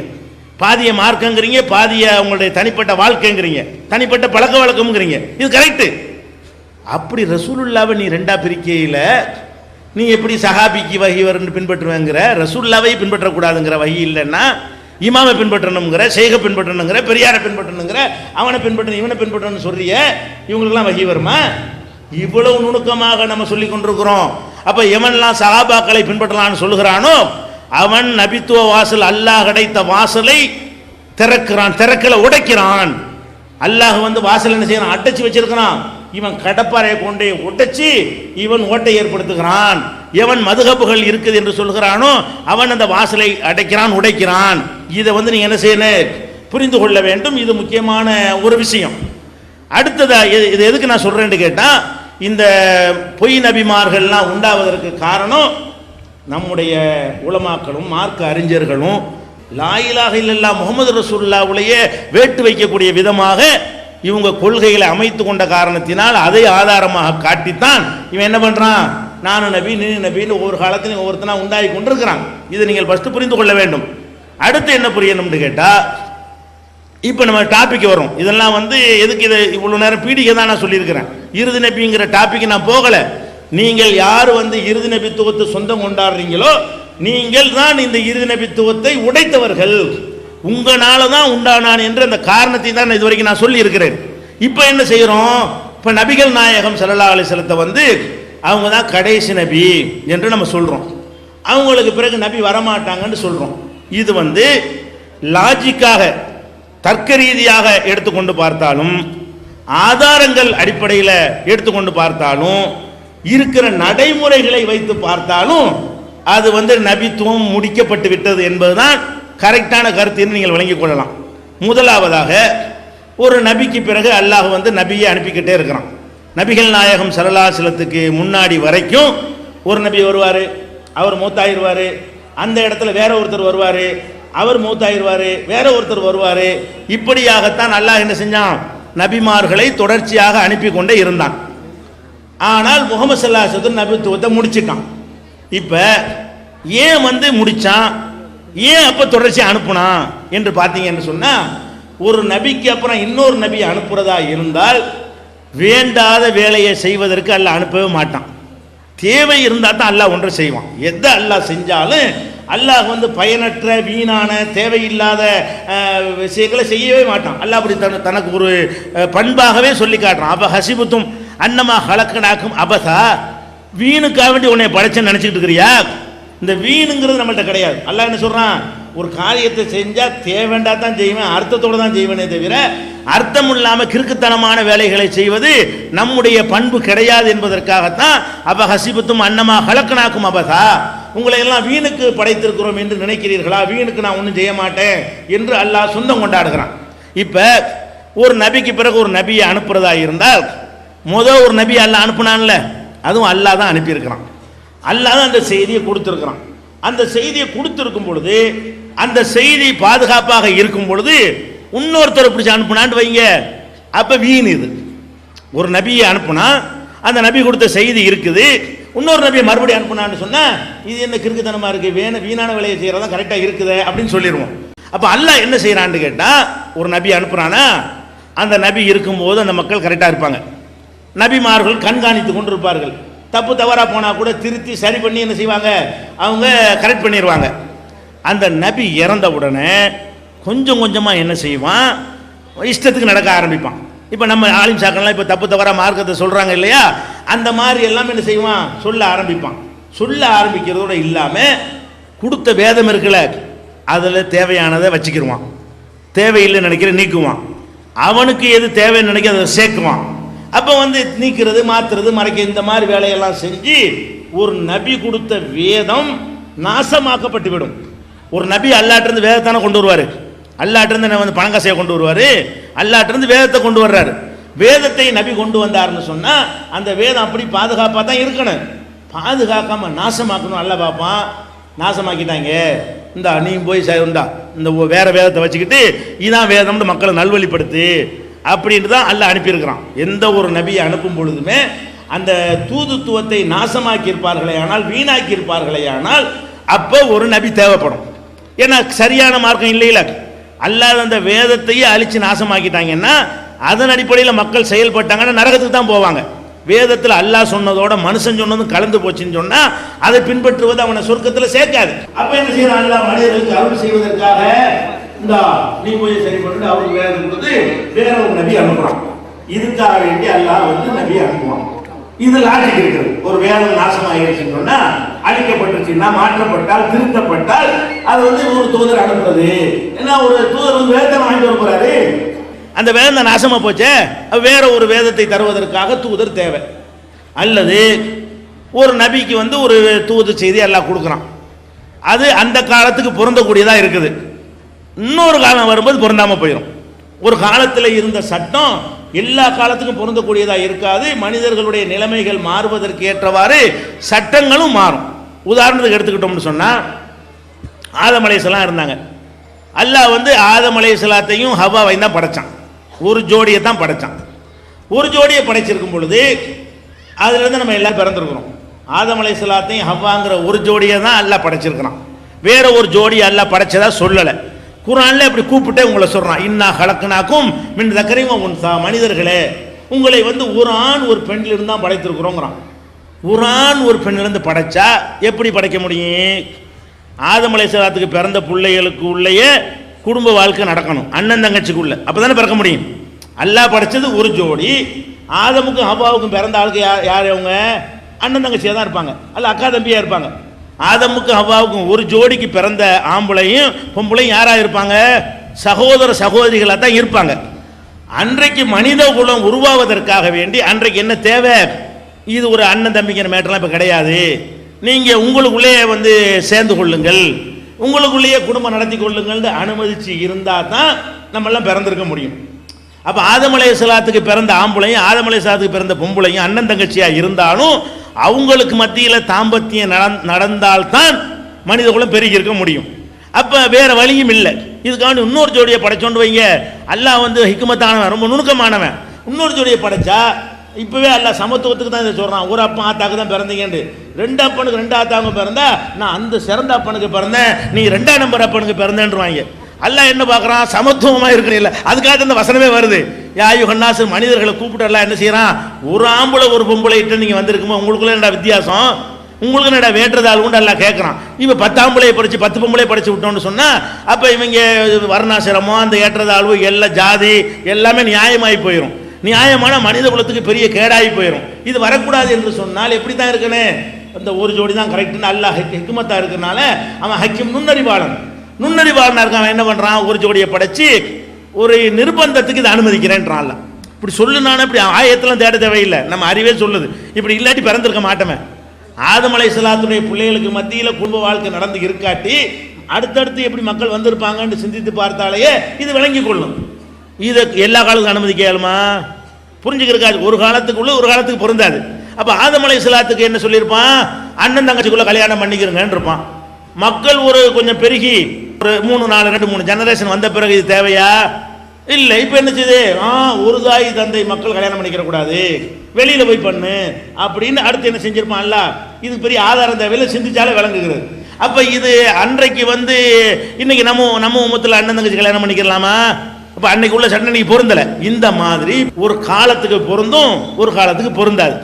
அந்த மாதிரி வரும் பொழுது இன்னொரு நபி தேவைப்படும். ஒரு நபி வந்தாரு, ரொம்ப கர்நாட்டிக்காக இருந்த ஒரு காலத்தில் வந்தாரு. அவர் காலத்துக்கு தகுந்தவாறு அல்லாஹ் சில வழிகாட்டுதலை கொடுத்தான். அதை அந்த மக்களுக்கு சொன்னாரு. இன்னும் கொஞ்ச நாள்ல மக்கள் டெவலப் ஆயிட்டாங்க, கொஞ்சம் முன்னேற்றம் அடைந்து விட்டார்கள். இந்த முன்னேற்றம் அடைந்த காலத்திற்கு இந்த கர்நாடிக காலத்துக்கு கொடுத்த சட்டம் இந்த மக்களுக்கு சூட் ஆகாதுன்னு நினைக்கும் பொழுது அல்லாஹ் என்ன பண்ணுவான்? வேற சட்டம் கொடுக்க நினைப்பான். அப்ப என்ன செய்வான்? வேற ஒரு நபி அனுப்பி நீ இந்த மாதிரி சொல்லு. அப்ப சட்டத்தை மாத்துறதா இருந்தா ஒருத்தர் வரணும். நல்ல வழிக்கு நபி எப்ப வரணும்? ஒரு வேதத்தை கொடுத்து வேதம் அழித்து மறைத்து மாற்றி நாசப்படுத்தப்பட்டிருக்குமையானால் சரியான வேதத்தை அல்லாஹ்விடமிருந்து வாங்கி வருவதற்காக ஒரு நபி தேவை. அல்லது அந்த வேதம் ஒரு காலத்துக்கு பொருந்தி ஒரு காலத்துக்கு பொருந்தாது என்கிற நிலைமை இருக்குமையானால் பொருந்துற காலத்துக்கு தகுந்தவாறு வேற ஒரு வேதத்தை கொடுத்து வேதம் தன்னாலேயே வானத்திலிருந்து விழுவும் ஆள் தேவைதான். வேதம் வர்றாந்தா தூதரோட தான் வந்தாகணும். அப்போ அந்த வேதத்துக்கு அப்புறம் இன்னொரு வேதம் கொடுக்க நினைத்தால் என்ன செய்யுமா? வேதத்தை மனிதர் வழியாக தான் எல்லாம் கொடுப்பான், ஒரு தூதரை அனுப்புவான். அதுக்கு நியாயம் இருக்கிறது. அல்லது ஒரு சமுதாயத்துக்கு கொடுத்த ஒரு வேத புத்தகம் முழுசா அனைத்து துறைகளுக்கும் ஒரு தீர்வு தரக்கூடிய வகையில் அல்லாஹ் கொடுக்காம ஒரு சில விஷயங்களை மட்டும் சொல்வதற்கு கொடுத்துருக்கிறான். அனைத்து விஷயங்களையும் சொல்வதற்கு அது போதுமானதா இல்லைன்னு எல்லாம் நினைக்கும் பொழுது அனைத்தையும் சொல்ல நாடும் பொழுது வேற ஒருத்தர் அனுப்புவான். ஒரு 10 சட்டம் அந்த காலத்தில் கொடுத்தா அவ்வளோ போதும். ஒரு மலைவாழ் மக்கள் காட்டுவாசிகளாக இருக்காங்கன்னு வைங்க, அவங்களுக்கு கொடுக்குற சட்டமும் நாட்டுவாசிகள் கொடுக்குற சட்டமும் ஒரே மாதிரியா இருக்க முடியுமா? இருக்க முடியாது. அப்போ அவனுக்கு தகுந்த மாதிரி ஒரு சட்டத்தை கொடுத்துட்டு ஒரு டெவலப் ஆன வரும்போது கொஞ்சம் முழுமையான சட்டங்களை கொடுப்பான். அது மாதிரி கொஞ்சம் குறைவான சட்டங்கள் இருந்து பிறகு நிறைவான அனைத்து விஷயங்களையும் சொல்லக்கூடிய சட்டம் கொடுக்க நினைத்தால் ஒரு தூதருக்கு அப்புறம் இன்னொரு தூதர் வந்து தேவை இருக்கிறது. இப்போ முகமது ஸல்லல்லாஹு அலைஹி வஸல்லம் அவர்களை அல்லாஹ் வந்து நபியாக அனுப்புகிறான். ஆதாரங்களை ரெண்டாவது சொல்றேன். இது லாஜிக்காக சொல்லக்கூடிய விஷயம். இப்போ நான் சொல்லக்கூடியது கொஞ்சம் மூளை, குர்ஆன் ஹதீஸ் அறிவு இல்லாட்டா கூட கொஞ்சம் மூளையை செலவழித்து பார்த்தா கூட நம்மளுக்கே விளங்கும். பெரிய ஆய்வு அறிவுலாம் தேவை கிடையாது. முகமது ஸல்லல்லாஹு அலைஹி வஸல்லம் அவர்கள் வந்து அல்லாஹ் ஒரு வேதத்தை கொடுத்தான், குர்ஆனை கொடுத்தான். அது எதிரிகள் கூட சொல்றான் அது பாதுகாக்கப்பட்டிருக்கின்றது. முகமது ஸல்லல்லாஹு அலைஹி வஸல்லம் காலத்தில் அல்லாஹ் எந்த வேதத்தை கொடுத்தானோ அதில் பல வசனங்கள் நீக்கப்பட்டிருச்சா, மாற்றப்பட்டிருச்சா? இந்த மாதிரி கபூர் வணங்கிகளை அவங்கள உண்டாக்குனவங்க கூட குர்ஆனில் கை வைக்கல. பத்தியில அல்லாஹ் எப்படி பாதுகாக்கிறான்? உங்களை லா இலாஹ இல்லல்லாஹ்னு சொல்லிக்கிட்டே சமாதியில் கொண்டு போய் தள்ளிவிட்டான், லா இலாஹ இல்லல்லாஹ்னு சொல்லிட்டே பஞ்சாயத்துக்கு வச்சு போட்டான், முகமது ரசூலுல்லாஹ்னு சொல்லிக்கிட்டே என்ன பண்ணிட்டான், எல்லாரையும் கொண்டு அவ்வளவும் செஞ்சவன் கூட குர்ஆனில் கை வச்சானா? அவன் எதை குர்ஆன், அதை நீங்களும் குர்ஆனுங்கிறீங்க. அவன் எந்த குர்ஆன் இவ்வளோ ஆளும் ஓதிக்கிட்டு இருந்தானோ அந்த குர்ஆனைத்தான் நாமளும் குர்ஆன்கிட்டு இருக்கிறோம். தௌஹீத் ஜமாத் வேற குர்ஆனா? அப்போ இந்த குர்ஆன் என்பது உனக்கும் நமக்கு மத்தியில் லட்சம் வேறுபாடு வந்தால் கூட குர்ஆன் அதுதான் என்பதில் வேறுபாடு வந்துச்சா? இன்னைக்கு வரல, நேற்று வரல, 14 நூற்றாண்டா வரல. அப்போ முகமது ஸல்லல்லாஹு அலைஹி வஸல்லம் அவர்கள் எந்த வேதத்தை கொண்டு வந்தார்களோ அந்த வேதம் அவர்கள் கொண்டு வரும்போது எப்படி இருந்ததோ அப்படி இன்னைக்கு இருக்குதா இல்லையா? ஒரு தூதர் வந்து வேதத்தானே வாங்கிட்டு வருவார், அதான் ஒழுங்காக இருக்க மறையா இன்னொருத்தர் வரணும். ஆனால் அவர் கொண்டு வந்த வேதத்துக்கு தாங்க லைஃப் ஜாஸ்தி, தூதருக்கு லைஃப் ஜாஸ்தி கிடையாது. 20 வருஷம் 30 வருஷம் போயிடுவார் அவர் பாட்டுக்கு. இந்த 14 நூற்றாண்டு தூதர் இல்லை, வேதம் இருக்குது. 14 நூற்றாண்டு தூதர் அனுப்பட்டு இருக்கிறாரு. தூதர்கள் வருவாங்க, கொடுப்பாங்க, விளக்குவாங்க, போய்கிட்டே இருப்பாங்க, வேதம் இருந்துகிட்டே இருக்கும். அப்போ ஒரு தூதர் வந்தார்னு சொன்னா அந்த தூதரே கடைசி காலம் வரைக்கும் இருந்துட்டா இருக்க போறாரு? செய்ய மாட்டார். என்ன செய்வாரு? இந்த அருக்கு வேதம் உன்னை தருவாரு. தந்தது கரெக்டா இருக்க மறைய, நீ இன்னொரு ஆள் வரணும். அல்லாஹ் எந்த குர்ஆனை தந்தானோ அந்த வேதம் நம்மிடத்தில் பாதுகாப்பா இருக்கா இல்லையா? இருக்கிறது. அப்ப குர்ஆன் பாதுகாக்கப்பட்டு இருக்கும் பொழுது என்னத்துக்காக வேண்டி ஒருத்தர் பிடிச்சி அனுப்பினாதான் குர்ஆன் கரெக்டா இருக்குது, தேவையில்லைன்னு வழங்குது. சரியா? குர்ஆன் பாதுகாக்கப்பட்டு வேதம் வாங்குறதுக்கு தானே தூதர், ஒரு ஆள் கண்ணியம் கொடுக்கறக்கா தூதர் கிடையாது. வேதத்தை சொல்லி மக்களை நல்வழிப்படுத்த தான் தூதர். அந்த வேதம் நம்மள்ட்ட இருக்கிறது, பத்திரமா இருக்கிறது. இன்றைக்கு ஒரு தூதர் வந்தால் இந்த குர்ஆனை தான் தருவார், அது இருக்குது. மறையான் என்னத்தை செய்ய போற? இன்னைக்கே ரசூல்லா அனுப்புனா அல்ல எதை கொடுப்பான்? புது குர்ஆனை கொடுப்பான். இந்த குர்ஆன் இன்னைக்கு ஒரு அனுப்புனாலும் இந்த குர்ஆன் தான் கொடுத்தாவணும். அப்ப இந்த குர்ஆனை முகமது ஸல்லல்லாஹு அலைஹி வஸல்லம் அவர்கள் இன்றைக்கு இருந்தால் எப்படி நம்மகிட்ட கொண்டாந்து தருவார்களோ அப்படி நம்மிடத்திலே வந்து சேர்ந்த பிறகு ஒரு நபி வரணுமா? வஹி தான் இந்த இருக்கப்பா. எதை நபி கொண்டு வருவாரா? ரசூல் கொண்டு வர ரிசாலத்து நியூஸ் தானே, செய்தி தானே, மெசேஜ் தானே, மெசேஜ் தான் இருக்க. இது சிந்திச்சாலும் தேவையில்லைன்னு விளங்குறது. அடுத்து வந்து முகமது ஸல்லல்லாஹு அலைஹி வஸல்லம் கொடுத்த அந்த மார்க்கம் முழுமையான மார்க்கம். அல்லாஹ்வே அதை குர்ஆன்ல பெருமையா சொல்லி காட்டுகிறான். அல் யௌம அக்மல்து லக்கும் தீனக்கும், உங்களுடைய தீனை நான் முழுமையாக்கிட்டேன்.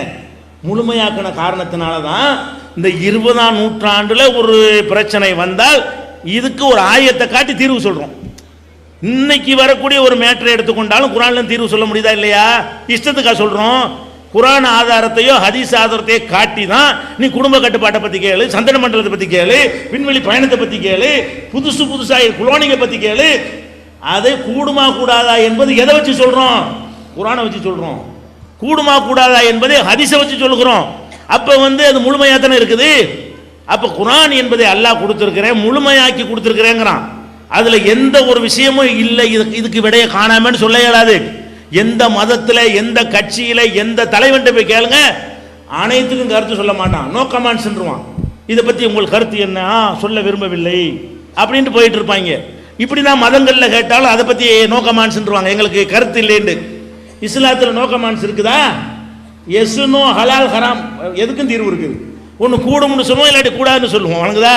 இது கூடுமா கூடாதா என்பது எங்கள் மார்க்கத்தில் கிடையாது சொல்ல முடியுமா?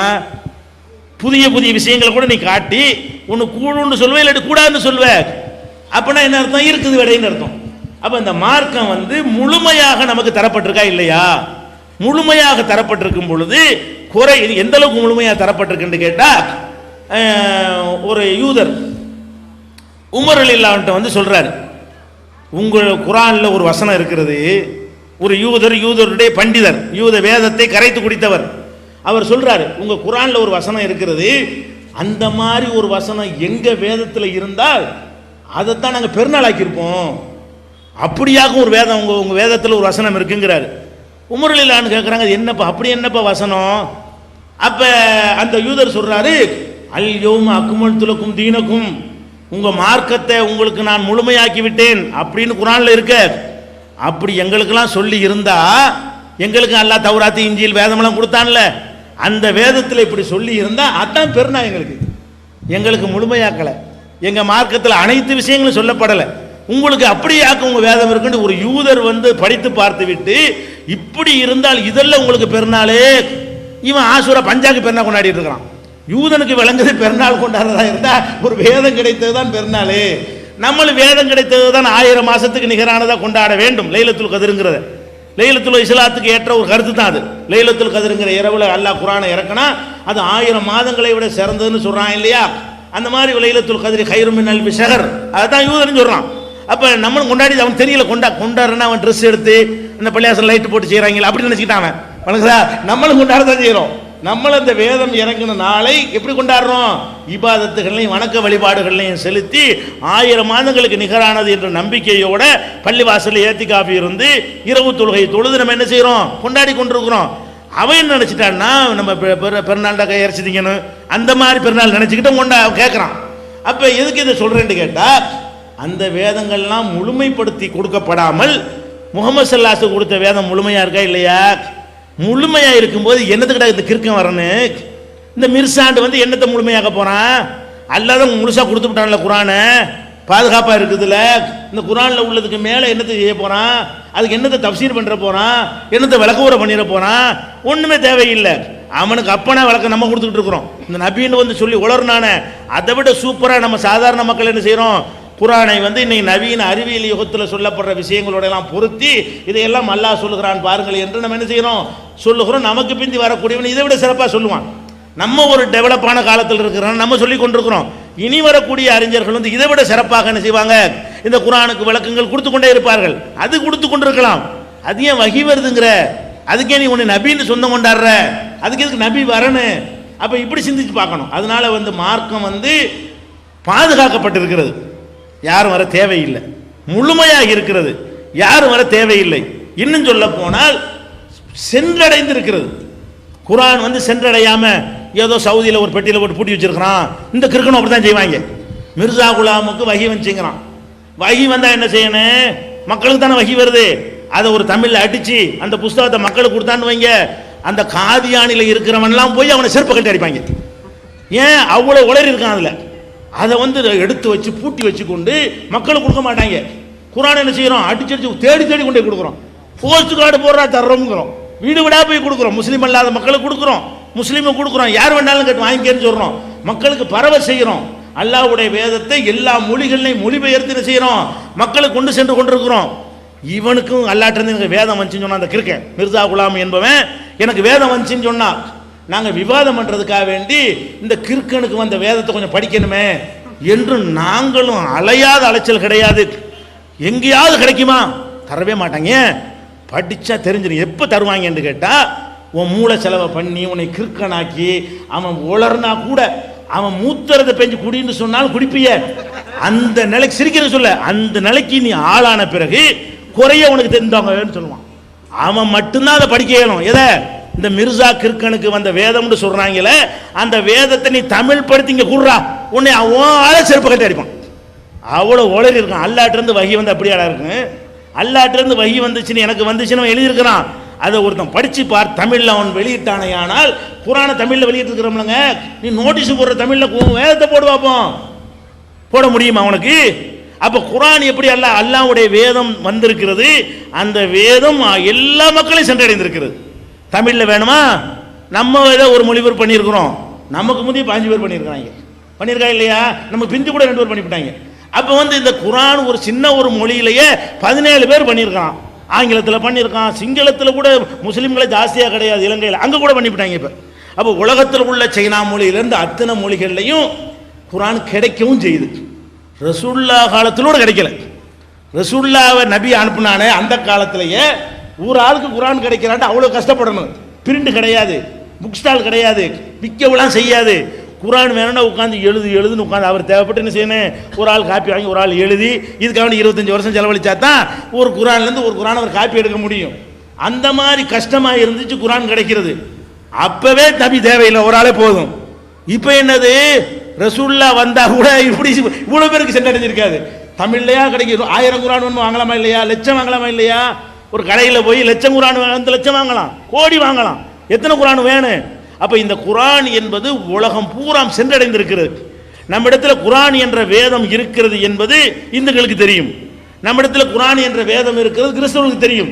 நம்மிடத்தில் குர்ஆன் என்ற வேதம் இருக்கிறது யூதர்களுக்கு தெரியும். உலகத்தில் உள்ள அத்தனை பேருக்கு உங்கள்கிட்ட வேதம் இருக்கிறது, உங்களை அனைவரும் சென்றடைந்திருக்கிறது. நம்மிடத்தில் இஸ்லாத்தில் இப்படி ஒரு வேதம் இருக்கிறங்கிற செய்தியும் அவர்களை சென்றடைந்திருக்கிறது. படிக்கிறார்கள், பார்த்து இஸ்லாத்துக்கு வந்து கொண்டும் இருக்கிறார்கள். இப்போ என்னத்துக்கு ஒரு கிறுக்கம் வந்துக்கிட்டு அதை என்னத்துக்கு வரப்போறான்? இப்போ எதுக்குடா நபின்னு வரப்போறான்? அதை கரெக்டாக குர்ஆன் இருக்கு, எல்லாத்துக்கும் போய் சேர்ந்துக்கிட்டு இருக்குது, அதுக்கு எதுக்கு நபி? அப்போ குர்ஆன் என்பது என்னன்னா, அல்லாஹ் சொல்லி வேதத்துடைய தன்மை என்ன தெரியுமா? குல் ஆதன்துக்கும் அலா சவா, அனைவருக்கு சமமாக அறிவித்து விட்டேன் என்று சொல்லு. மார்க்கத்தை அனைவருக்கு சமமாக சொல்லணும். குர்ஆனில் 10 வசனத்தை நீ உங்களுக்கு மட்டும் இது அவன்கிட்ட சொல்லிடாதீங்க, இது ஒன்று மட்டும் வச்சுக்க, இது அயோக்கியம் தான் அப்படி செய்வான். அல்லாஹ்வுடைய வேதத்தில் அப்படி இருக்குமா? அல்லாஹ்வுடைய வேதம் எதுவாவது சிலருக்கு தரமாட்டோம்னு நம்ம சொல்லுவோமா? ஒரு இயக்கத்தினுடைய பைலா கூட உறுப்பினர் மட்டும் தான் கொடுப்பாங்க. தௌஹீத் ஜமாத் பைலா எல்லாத்துக்கும் கொடுப்போம், அது கரெக்டாக ஒரு சரியான முறையில் எழுதியிருக்கிறதுனால. மற்ற அந்த பைலா வச்சு நம்ம மடக்கிவிட்டா என்ன செய்யறது? இந்த பைலா வச்சு நீ தேர்தலில் போட்டிடக்கூடாது, என் போட்டிட்டு கேட்டால் என்ன பண்ணுறது? பயந்துக்கிட்டு கொடுக்க மாட்டானோ பைலாவை. அந்த பைலா வாங்குறதா இருந்தால் கூட நீ எழுதின பைலாவை கூட, பைலான ஒரு அமைப்புக்கு எழுதக்கூடிய விதி, அமைப்புக்கு எழுதக்கூடிய சட்டத்திட்ட புத்தகம், அதை கூட கொடுக்க மாட்டேங்கிறாங்க. அல்லாஹ் வேதத்தை என்ன சொல்கிறான்? ஆதத்துக்கும் அலாச வாங்குறான். இது அந்த மாதிரி கிடையாது, இது அனைவருக்கும் சமம். எல்லாரும் வந்து படிச்சுக்க, எவன் வேண்டாலும் வா, விமர்சிச்சுக்க, என்ன கேள்வி வேணாலும் கேளு. இப்படி உடைச்சி சொல்லக்கூடிய வகையில் இந்த வேதம் இருக்கும் பொழுது என்னத்துக்கு ஒருத்தன் வரணும்? எதுக்கு வரணும்னா வந்து என்னத்தை பண்ணிவிட்டான்? இந்த மிர்சான் வந்தானே, வந்து நான் வந்து விட்டேன், இந்த வேதத்தை விட இந்த பாருங்க இதை கூட்டி விட்டேன், இதை விளக்கி விட்டேன்னு என்னத்தையா சொன்னான். அவன் என்னதே அவங்கள்ட்ட வந்து பேட்டினானா? அவனை மதிக்கணும், அவனை ஒரு சாமியார் ஆக்கணும், அவனை ஒரு இந்த குருமார்கள் மாதிரி இவங்க ஆக்கி வச்சுக்கிறாங்கல்ல, அது மாதிரி ஆக்கி அவனை கும்பிடணும் என்பதை தவிர அவனால் உலகத்துக்கு கிடைத்த நன்மை என்ன? அவன் எப்படி தொழுதான்? அபூ ஹனீஃபா இமாம் பின்பற்றி தொழுதேங்கிறான். அட நீ நபிங்கிற, நீ ஏன்டா ஹனபி மதுஹப்ங்கிறான்? பாருங்க கூத்த பாருங்க, நபியா? இந்த நபியா இருந்து எல்லாம் ஹனபியா இருந்தாங்களா? ஹனபி மதுஹப்ங்கிறான். என்னடா மதுஹப் என்னடா ஹனபியா? ஹனபினா என்னது? நபி இல்லாத ஒரு ஆள். நபியா இருக்கிறவன் நபி இல்லாதவர் பின்பற்றான், அப்ப என்னதுக்கு வேணும்னு கேட்கிறேன். நபியா இருக்கிற நீ வந்து நபி இல்லாத ஒருத்தனை பின்பற்றுறேங்கிற, அப்புறம் என்னதுக்கிட்ட நபி? நாங்க சொல்றோம் தொழுவோம் நபியை பின்பற்றணுங்கிறோம், எங்களை பின்பற்றணும்னு சொல்லல. இது எவ்வளவு சிறந்த மார்க்கமா இருக்கிறது. நீ என்ன வித்தியாசமா சொல்லிவிட்ட? இவனுடைய தொழுகையே மதுஹப் அடிப்படையில் தொழுவணுங்கிறான், ஹனபி மதுஹபை நியாயப்படுத்தி எழுதியிருக்கிறான். மதுஹப் இஸ்லாத்தில் இல்லைங்கிற ஒரு அறிவு கூட யாருக்கு இல்லை? இந்த மிர்சா குலாம் என்பவனுக்கு கிடையாது. அதனால சொன்னா அந்த நபி வரக்கூடிய மார்க்கம் முழுமையா இருக்கிற காரணத்தினாலையும் பாதுகாக்கப்பட்ட காரணத்தினாலையும் அனைவருக்கும் சென்றடைந்து விட்ட காரணத்தினாலையும் என்ன தேவையில்லை? ஒரு நபி அவசியம் இல்லை. அது போக அல்லாஹ்வும் என்ன செய்யறான்னு கேட்டா நிறைய ஆதாரம், அல்லாஹ்வும் ரசூலும் நிறைய ஆதாரங்களை நமக்கு அள்ளி போடுகிறார்கள். என்ன போடுறாங்க? அல்லாஹ் சொல்றான், நபிகள் நாயகத்தை சொன்னா, குல் நபியை நீங்கள் சொல்லுங்கள், யா அய்யுஹன் நாஸ், மனிதர்களே, இன்னி ரசூலுல்லாஹி இலைக்கும் ஜமியா, உங்கள் அவ்வளவு பேருக்கும் நான் ரசூல் என்று சொல்லுங்கள். ஏதோ ஒரு காலத்து வரைக்கும் ரசூல் இல்லை, உங்க அவ்வளவு பேருக்கும் நான் தான் ரசூல். மனித குலத்தை கூப்பிட்டு என்னைக்கு அவங்க அழைத்தார்கள் அன்றிலிருந்து உலகம் அழிகிற வரைக்கும் யாரெல்லாம் மனித குலமாக இருக்கிறார்களோ 7வது அத்தியாயத்தில் 158வது வசனத்தில் எல்லாம் சொல்லி காட்டுகிறான், யா அய்யுஹன் நாசு இன்னி ரசூலுல்லாஹி இலைக்கும் ஜமியா, மனித குலமே உங்கள் அத்தனை பேருக்கும் நான் அல்லாஹ்வுடைய தூதராக இருக்கிறேன் என்று எல்லாம் சொல்லி காட்டுறான்.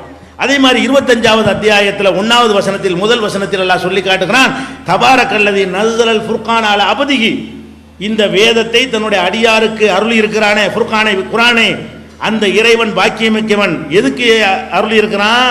லி யகூன லில் ஆலமீன நதீரா, அகிலத்திற்கு அது எச்சரிக்கை செய்யும். இன்னொன்று தேவையில்லை. அகிலம்னா உலகம் அழிகிற வரைக்கும் அகிலம் ஆலமீன் தான். எப்படி ரப்புல் ஆலமீன் என்பது உலகம் அழிகிற வரைக்கும் உள்ள அத்தனை பேருக்கும் ரப்பு என்ற அர்த்தம் தருமோ, அதே மாதிரி குர்ஆன் நதீருல் ஆலமீன், என்றைக்கு இது இறங்குனது அன்னையில இருந்து உலகம் அழிகிற காலம் வரைக்கும் வர்ற அத்தனை பேருக்கும் அதுதான் எச்சரிக்கை செய்யும், அதுதான் நேர்வழி காட்டும். லியகூன லில் ஆலமீன நதீரா, ஆலமீனுக்கெல்லாம் அது எச்சரிக்கை செய்யக்கூடியதா இருக்கும் போது இன்னொருத்த எதுக்கு, இன்னொரு வேதம் எதுக்கு? இன்னொரு வேதம் இல்லாட்டி தூதர் எங்க? இன்னொரு வேதம் தேவையில்லை என்று ஆகிவிடுமே. ஆனால் தூதரும் தேவையில்லை, வேதத்துக்கு தான் தூதர் வருவார். இந்த அடிப்பை நீங்க விளங்கிக் கொள்ள வேண்டும். அதே மாதிரி அல்லாஹ் என்ன சொல்றான், ஒமா அர்சல்நாக இல்லா காஃபத்தல் இன்னாஸ், மனித குலம் முழுமைக்கும் தூதராகவே தவிர உன்னை அனுப்பவில்லை. உன்னை அனுப்புனது ஏதோ மக்காவுக்கும் மதீனாவுக்கும் அனுப்ப நினைச்சுக்கிறாத, மனித குலம் முழுசுக்கும் உன்னை தூதராக நியமித்திருக்கிறேன் என்று அல்லாஹ் சொல்லி காட்டுகிறான். இன்னொரு இடத்துல இது எங்க இருக்குன்னா 34:28 இருக்கிறது. ஹுவல்லதி பாதபில் உம்மியீன ரசூலா, அவன்தான் உம்மி சமுதாயத்திலே ரசூலை அனுப்பினான். எத்துலு அலைஹிம் ஆயாத்தி, அவனுடைய வசனங்களை ஒரு ஓதி காட்டுவார். ஒய் சக்கீஹிம், அவர்களை தூய்மைப்படுத்துவார். ஒய் அல்லி முகமுல் கித்தாபுல் ஹிக்மா, ஞானத்தையும் வேதத்தையும் அவர் கற்றுக் கொடுப்பார் என்று சொல்லிட்டு அது உம்மிக்கு மட்டும் நினைச்சிடாத. ஆகரீன மின்ஹும் லம்மா எல்ஹகுபிஹும், இன்னும் அவர்களோடு சேராமல் இனி வரப்போகிறார்களே அவர்களுக்கும் அவரை தூதராக அனுப்பினான். அவங்களுக்கும் தூதரு, இன்னும் அவங்களுக்கு சேராமல் இருக்கிறாங்களே, பிறக்காமல் வராமல் இருக்கிறார்களே, நம்மளை சொன்னால நமக்கு பிந்தி வந்த மக்களை சொல்றான். இவ்வளவு பேருக்கும் அவரை தூதராக அனுப்பணுங்கிற. அப்ப என்ன ஒன்று, அதை எல்லாத்துக்கும் சேர்த்து அனுப்பி விட்டானே. எல்லாத்துக்கும் பிரதமர், இந்தியாவுக்கு பிரதமர் ஆக்கின பிறகு அது இந்தியாவுக்குலாம் பிரதமர் தான். நானும் ஒரு பிரதமர்னு சொன்னா அவன் என்ன சொல்லுவீங்க? நான் ஒரு ஃபார்மாலிட்டி பிரதமர்னு ஒருத்தன் சொன்னா அவன் என்ன செய்வீங்கன்னு? அந்த மாதிரி தான் அல்லாஹ் அவ்வளவு தெளிவாக சொல்றான். அகிலத்துக்கு பிரதமர்னு சொல்லிவிட்டான்ல. அது போக நபிகள் நாயகம் ஸல்லல்லாஹு அலைஹி வஸல்லம் சொல்றாங்க, குழந்தைக்கு விளங்க இதெல்லாம் ஒழுங்கா சொல்லி கொடுத்துருந்தாங்கன்னா இந்த கிறுக்கைங்க வந்தே இருக்க மாட்டாங்க. இவங்க புஸ்தகத்தில் அந்த இப்னு அரபி சொன்னார், இந்த கிறுக்கன் சொன்னான்னு ஆதாரம் காட்டி திரியிறாங்க மரகண்டு போய். ஆனால் ரசூல் ஸல்லல்லாஹு அலைஹி வஸல்லம் சொல்றாங்க, இன்ன மஸலி வ மஸலல் அம்பியா, எனக்கும் மற்ற நபிமார்களுக்கும் நான் ஒரு உதாரணத்தின் மூலம் உங்களை விளக்குகிறேன். ரசூல் ஸல்லல்லாஹு அலைஹி சொல்றாங்க, ஒரு உதாரணம் சொல்லி விளக்குகிறேன். எப்படின்னு கேட்டா, கமஸலி ரஜுலின், ஒரு மனுஷன், பனா பைத்தன், ஒரு வீட்டை கட்டுகிறான், ஒரு மாளிகையை கட்டுகிறான். ஃபஅஹ்ஸனஹு, ரொம்ப அழகுற அதை அமைக்கிறான். ஃபஅஜ்மலஹு, ரொம்ப கவர்ச்சியாக என்ன செய்யறான், அதை உண்டாக்குறான். ஒரு கட்டடத்தை கட்டினா அவ்வளோ சூப்பராக நினைஞ்சிடறான். அந்த கட்டடம் அவ்வளோ நல்லா இருக்கிறது. கட்டுனா இல்லா மூலிய லபினா, ஒரு செங்கல் வைக்கிற இடத்தை தவிர எல்லாம் கரெக்டாக இருக்கிறது. பார்த்தா கட்டடம் சூப்பராக இருக்கிறது. ஒரு பூனைக்குட்டி போகிற அளவுக்கு ஓட்டை இருக்குது. செங்கல் வைக்கிற இடம் அதானே, ஒரு செங்கல் வைக்கிற இடத்துல பூனைக்குட்டி போயிரும்ல. கட்டடத்தை நல்லா கட்டிவிட்டு என்ன பண்ணிட்டான், அவன் ஒரு ஓட்டை வச்சிருக்கான், அதில் ஒரு பூனைக்குட்டி போயிடும். அப்போ என்ன செய்யறாங்க, நம்ம மக்கள்லாம் பார்க்குறாங்க, என்ன அற்புதமான கட்டடம், இப்படி பார்த்துக்கிட்டே வர்றாங்களா, ஓட்ட தெரியுது. மற்றதெல்லாம் பார்த்து ரசிக்கிட்டே வர்றாங்க. அவங்க கண்ணுக்கு என்ன செய்யுது, அப்படியே ரசூலுல்லாஹ் சொல்றாங்க, எத்துமுனபிஹி, சுற்றி சுற்றி வர்றாங்க. யாஜபுனலஹு, அதை பார்த்து வியப்படைகிறார்கள், ஆஹா என்ன கட்டடம் என்று. அப்போ என்ன கேட்குறாங்கன்னா, இந்த ஒரு இந்த இடத்துல ஒரு செங்கலை வச்சா சூப்பருக்கு சூப்பர் அப்படி பேசிக்கிறாங்க. இந்த இடத்துல ஒரு ஓட்டை இருக்கு, இது மட்டும் இல்லாமல் இருந்தால் எவ்வளோ அற்புதமாக இருக்கும் அப்படின்னு பேசிக்கொள்கிறார்கள். இதை சொல்லி ரசூல் ஸல்லல்லாஹு அலைஹி சொல்றாங்க, அனல் லபினா, நான் தான் அந்த ஒரு செங்கல். அந்த ஒன்றுக்கு தான் இடம் இருந்துச்சு. எல்லா நபிமார்களையும் அனுப்புனது கட்டடம் கட்டுற மாதிரி, ஒவ்வொரு நபியும் ஒரு செங்கலுக்கு மேலே செங்கல் எல்லாம் வச்சுவிட்டு, ஒரு செங்கல் காலியாக இருந்துச்சு, ஒன்று தான் காலியாக இருந்துச்சு. மேற்கொண்டு வந்தால் குப்பை கூடையெல்லாம் கொண்டு போடணும், வைக்கிறதுக்காக ஒன்று தான் இடம். ரசூலுல்லாஹ் சொல்கிறாங்க, அனல் லபினா, நான் தான் அந்த செங்கல். ஆனா ஹாத்தமு நபியின், நான் தான் நபிமார்களுக்கு இறுதி. இந்த ஹாத்தமு நபியினுக்கு அர்த்தம் ரசூலுல்லாஹ் சொல்லிட்டாங்க. இந்த கிறுக்கைங்க நோட்டீஸ் போட்டு இப்னு அரபி சொன்னா அவன் சொன்னான்னு நோட்டீஸ் போட்டு தெரியுறாங்க. ஹாத்தமு நபியினுக்கு ஹாத்தமு நபி ரசூல் ஸல்லல்லாஹு அலைஹி வஸல்லம் விளக்கம் என்ன சொல்றாங்க, கட்டிடத்தில் ஒரு செங்கல் வைக்கத்தான் இடம் இருந்தது, அது வச்சா நல்லா இருக்க வேண்டிய எல்லாரும் பேசிக்கிட்டாங்க. என்னை கொண்டு எங்க எல்லாம் வச்சுட்டான், சூப்பரான கட்டடம் அமைந்து விட்டது, நான் தான் அந்த செங்கல், நான் தான் அந்த ஒரு கல், முடிந்து விட்டது, இடம் இல்லை, அதுல எந்த குறையும் இல்லை, எதையும் வச்சு நிறைக்க வேண்டியது இல்லை, இந்த மிர்சா குலாம்ங்கிற கிறுக்கம் பெயிண்ட் அடிக்க வேண்டியது இல்லை, எல்லாம் கிளீன் பண்ணியாச்சு. அதன் அர்த்தம் புகாரியில 3535வது ஹதீஸ்ல இது இடம்பெற்றிருக்கிறது. இதை விட யாராவது விளக்க இயலுமா? நான் கேட்கிறேன், இதை விட ரசூலுல்லாஹ் தான் கடைசி நபிங்கிறது வேற எவனுக்கு விளக்க இயலும்? அல்லாஹ்வுடைய தூதர் காட்டின அந்த உதாரணம் ஒன்று பத்தாத, இதுக்கு பிறகு போய் நிற்கிறாங்கன்னா இவங்க எந்த பிறவின்றது தெரியல. மூளை அல்லாஹ் கொடுத்துருக்கானா, சிந்திக்கிற திறனை கொடுத்துருக்கிறானா, அல்லாஹ்வுடைய ரசூல் இவ்வளோ அழகா குழந்தைக்கு சொல்ற மாதிரி சொல்லி தருகிறார்களே, இது தெளிவாக விளக்கி இருந்தால் உண்டாயிருப்பார்களா? அதே மாதிரி ரசூல் ஸல்லல்லாஹு அலைஹி சொல்றாங்க, ஃபுல்லில்து அலல் அம்பியாஇ பிசித்தின், 6 விஷயங்கள்ல மற்ற நபிமார்களை விட எனக்கு அல்லாஹ் கூடுதல் சிறப்பு தந்திருக்கிறான். மற்றல எல்லாம் சமந்தான், எந்த நபியை வேறுபடுத்தக்கூடாது. ஒரு நபிக்கு சில சிறப்பு கொடுத்துருப்பான், ஒரு நபிக்கு வேற சிறப்பு கொடுத்துருப்பான். நபிகள் நாயகம் ஸல்லல்லாஹு அலைஹி வஸல்லம் சொல்றாங்க, மற்ற நபி நானும் எல்லாம் ஒன்று தான், ஆனால் 6 விஷயங்களில் என்னை அல்லாஹ் மற்றவங்களுக்கு கொடுக்காத ஒரு சிறப்பை தந்திருக்கிறான் அப்படின்னு சொல்லும் பொழுது அதில் ஒரு சிறப்பாக என்ன செய்கிறாங்கன்னா, உருசில்து இலல் ஹல்கி காஃபா, உலக மக்கள் அத்தனை படைப்பினங்கள் அத்தனை பேருக்கு ஹல்க்குங்கிறாங்க, ஜின்னெல்லாம் சேர்ந்துக்கிறதுல யாருக்கெல்லாம் நபி தேவையோ, மனிதனை மட்டும் சொல்லாம ஹல்குனா என்ன, படைப்பினங்கள், எல்லா படைப்பினங்களுக்கும் தூதராக நான் அனுப்பப்பட்டிருக்கிறேன். ஓ ஹுத்திம பியன் நபியூன், என்ன கொண்டு நபிமார்களுக்கு முத்திரையிடப்பட்டு விட்டது, சீல் வைக்கப்பட்டு விட்டது. ஹுத்திமன்னா முத்திரை வைக்கிற, மோதிரம் அர்த்தம் கிடையாது, அது முத்திரையிடப்பட்டது வினை சொல்லாக சொல்லப்பட்டிருக்கிறது. காத்தம்னா மோதிரம், மோதிரம் அழகுன்ற அர்த்தம். இன்னும் உளறாங்க கிடந்துக்கிட்டு. அல்லாஹ்வுடைய தூதர் அழகான விளக்கம் சொல்றாங்க முஸ்லிம்ல, இது 812வது ஹதீஸில் இடம்பெற்றிருக்கிறது. இது சொல்லுகிறது நபிகள் நாயகம் ஸல்லல்லாஹு அலைஹி வஸல்லுடைய தனிச்சிறப்பு என்ன, லாஸ்ட் நபிங்கிற தனிச்சிறப்பு, கடைசி நபி என்பது 6 சிறப்பில் ஒரு அந்த மற்ற 5 சிறப்பு என்னன்னு கேட்டா, அதாவது ரத்தின சுருக்கமாக பேசுவது. இதை ரசூலுல்லாஹ் சின்ன வார்த்தையில் பெரிய அர்த்தமெல்லாம் இருக்கும் ரசூல் ஸல்லல்லாஹு அலைஹி வஸல்லம் ஹதீஸ்ல. அது அல்லாஹ் எனக்கு கொடுத்த சிறப்பு. என்னை பற்றி கேட்டவுடனே 1 மாச தூரத்தில் பயப்படுவாங்க, டே முகமது ராரா என்று பயத்தை எல்லாம் உண்டாக்கி வைத்திருக்கிறான். அதே மாதிரி கனிமத்து போர்க்களங்களில் பெறக்கூடிய பொருள்கள் எனக்கு ஹலாலாக்கப்பட்டிருக்கிறது. வேற சமுதாய மக்கள் என்ன செய்வாங்க, போர்க்களத்தில் பெற்ற பொருள்களை எரிச்சு சாம்பலாக்கிடணும். இந்த உம்மத்துக்கு என்ன இருக்கு, போர்க்களத்தில் எதிரிகள்கிட்ட கைப்பற்றின பொருள் ஹலாலாக்கப்பட்டிருக்கிறது. இது 3வது. அதே மாதிரி ஜுயிலத்தில் அவர்கள் மஸ்ஜிதம் தஹூரா, பூமி முழுதும் எனக்கு என்னவா இருக்கிறது, தயமம் செய்வதற்கு தொழுவதற்கு ஏற்ற இடமாகவும் தயமம் செய்வதற்கு ஏற்ற தூய்மையாக ஆக்கப்பட்டிருக்கிறது. அதுக்கு அடுத்து சொல்றாங்க, நாளாச்சா 5 6 1 தான் நம்பரை போட்டு சொல்றாங்க ரசூல் ஸல்லல்லாஹு அலைஹி வஸல்லம். உலகத்துக்கெல்லாம் அனுப்பப்பட்டிருக்குங்கிறது 5, என்னை கொண்டு முத்திரை வச்சதுங்கிற 6ங்கிறாங்க பாருங்க. 2 எண்ணி சொல்றாங்க, இவங்களுக்கு விளங்கணுங்கிறதுக்காக வேண்டி. 2 வெவ்வேறு அர்த்தம் இருக்கடா, ஆழம் இருக்கடான்னு காட்டுறதுக்காக வேண்டி அப்படி சொல்றாங்க. இது ஒரு விஷயம். அதே மாதிரி ரசூல் ஸல்லல்லாஹு அலைஹி வஸல்லம் சொல்றாங்க, இது முஸ்லிம்ல 812வது ஹதீஸ், கானத்து பனு இஸ்ராயீல தசூசுமுல் அம்பியா, இஸ்ரவேல் சமுதாயத்திற்கு நபிமார்கள் தலைமை தாங்கி நடத்தி வந்தார்கள், தலைமை தாங்கி அரசியல் நடத்தி வந்தார்கள். குல்லமா ஹலக்க நபியுன் ஹலஃபஹு நபியுன், ஒரு நபி இறந்து விட்டால் வேற ஒரு நபி அந்த இடத்துக்கு வந்து விடுவார். இஸ்ரவேல் சமுதாயத்துக்கு ஒரு நபி மூத்தா போனார்னு வைங்களேன், மக்கள்கிட்ட தலைமையை எல்லாம் கொடுக்க மாட்டான், வேற ஒரு நபி எல்லாம் அனுப்பி விடுவான். ஆனா ஒயின்னஹு லா நபிய பாதி, எனக்கு பிறகு ஊர் நபியும் கிடையாது, நபிமா இஸ்ரவேல் மக்களுக்கு வந்த மாதிரி யாருமே வரமாட்டாங்கன்ட்டு எந்த நபியும் கிடையாது என்று சொல்லி நபி ஸல்லல்லாஹு அலைஹி வஸல்லம் சொல்லி, ஒசையகூனு ஹுலஃபா, ஹலீஃபாக்கள் ஆட்சியாளர்கள் வருவார்களே தவிர நபி வரவே மாட்டார்கள். இது புகாரியில 3455 3249 ஆகிய ஹதீஸ்கள் நீங்க பார்க்கலாம்.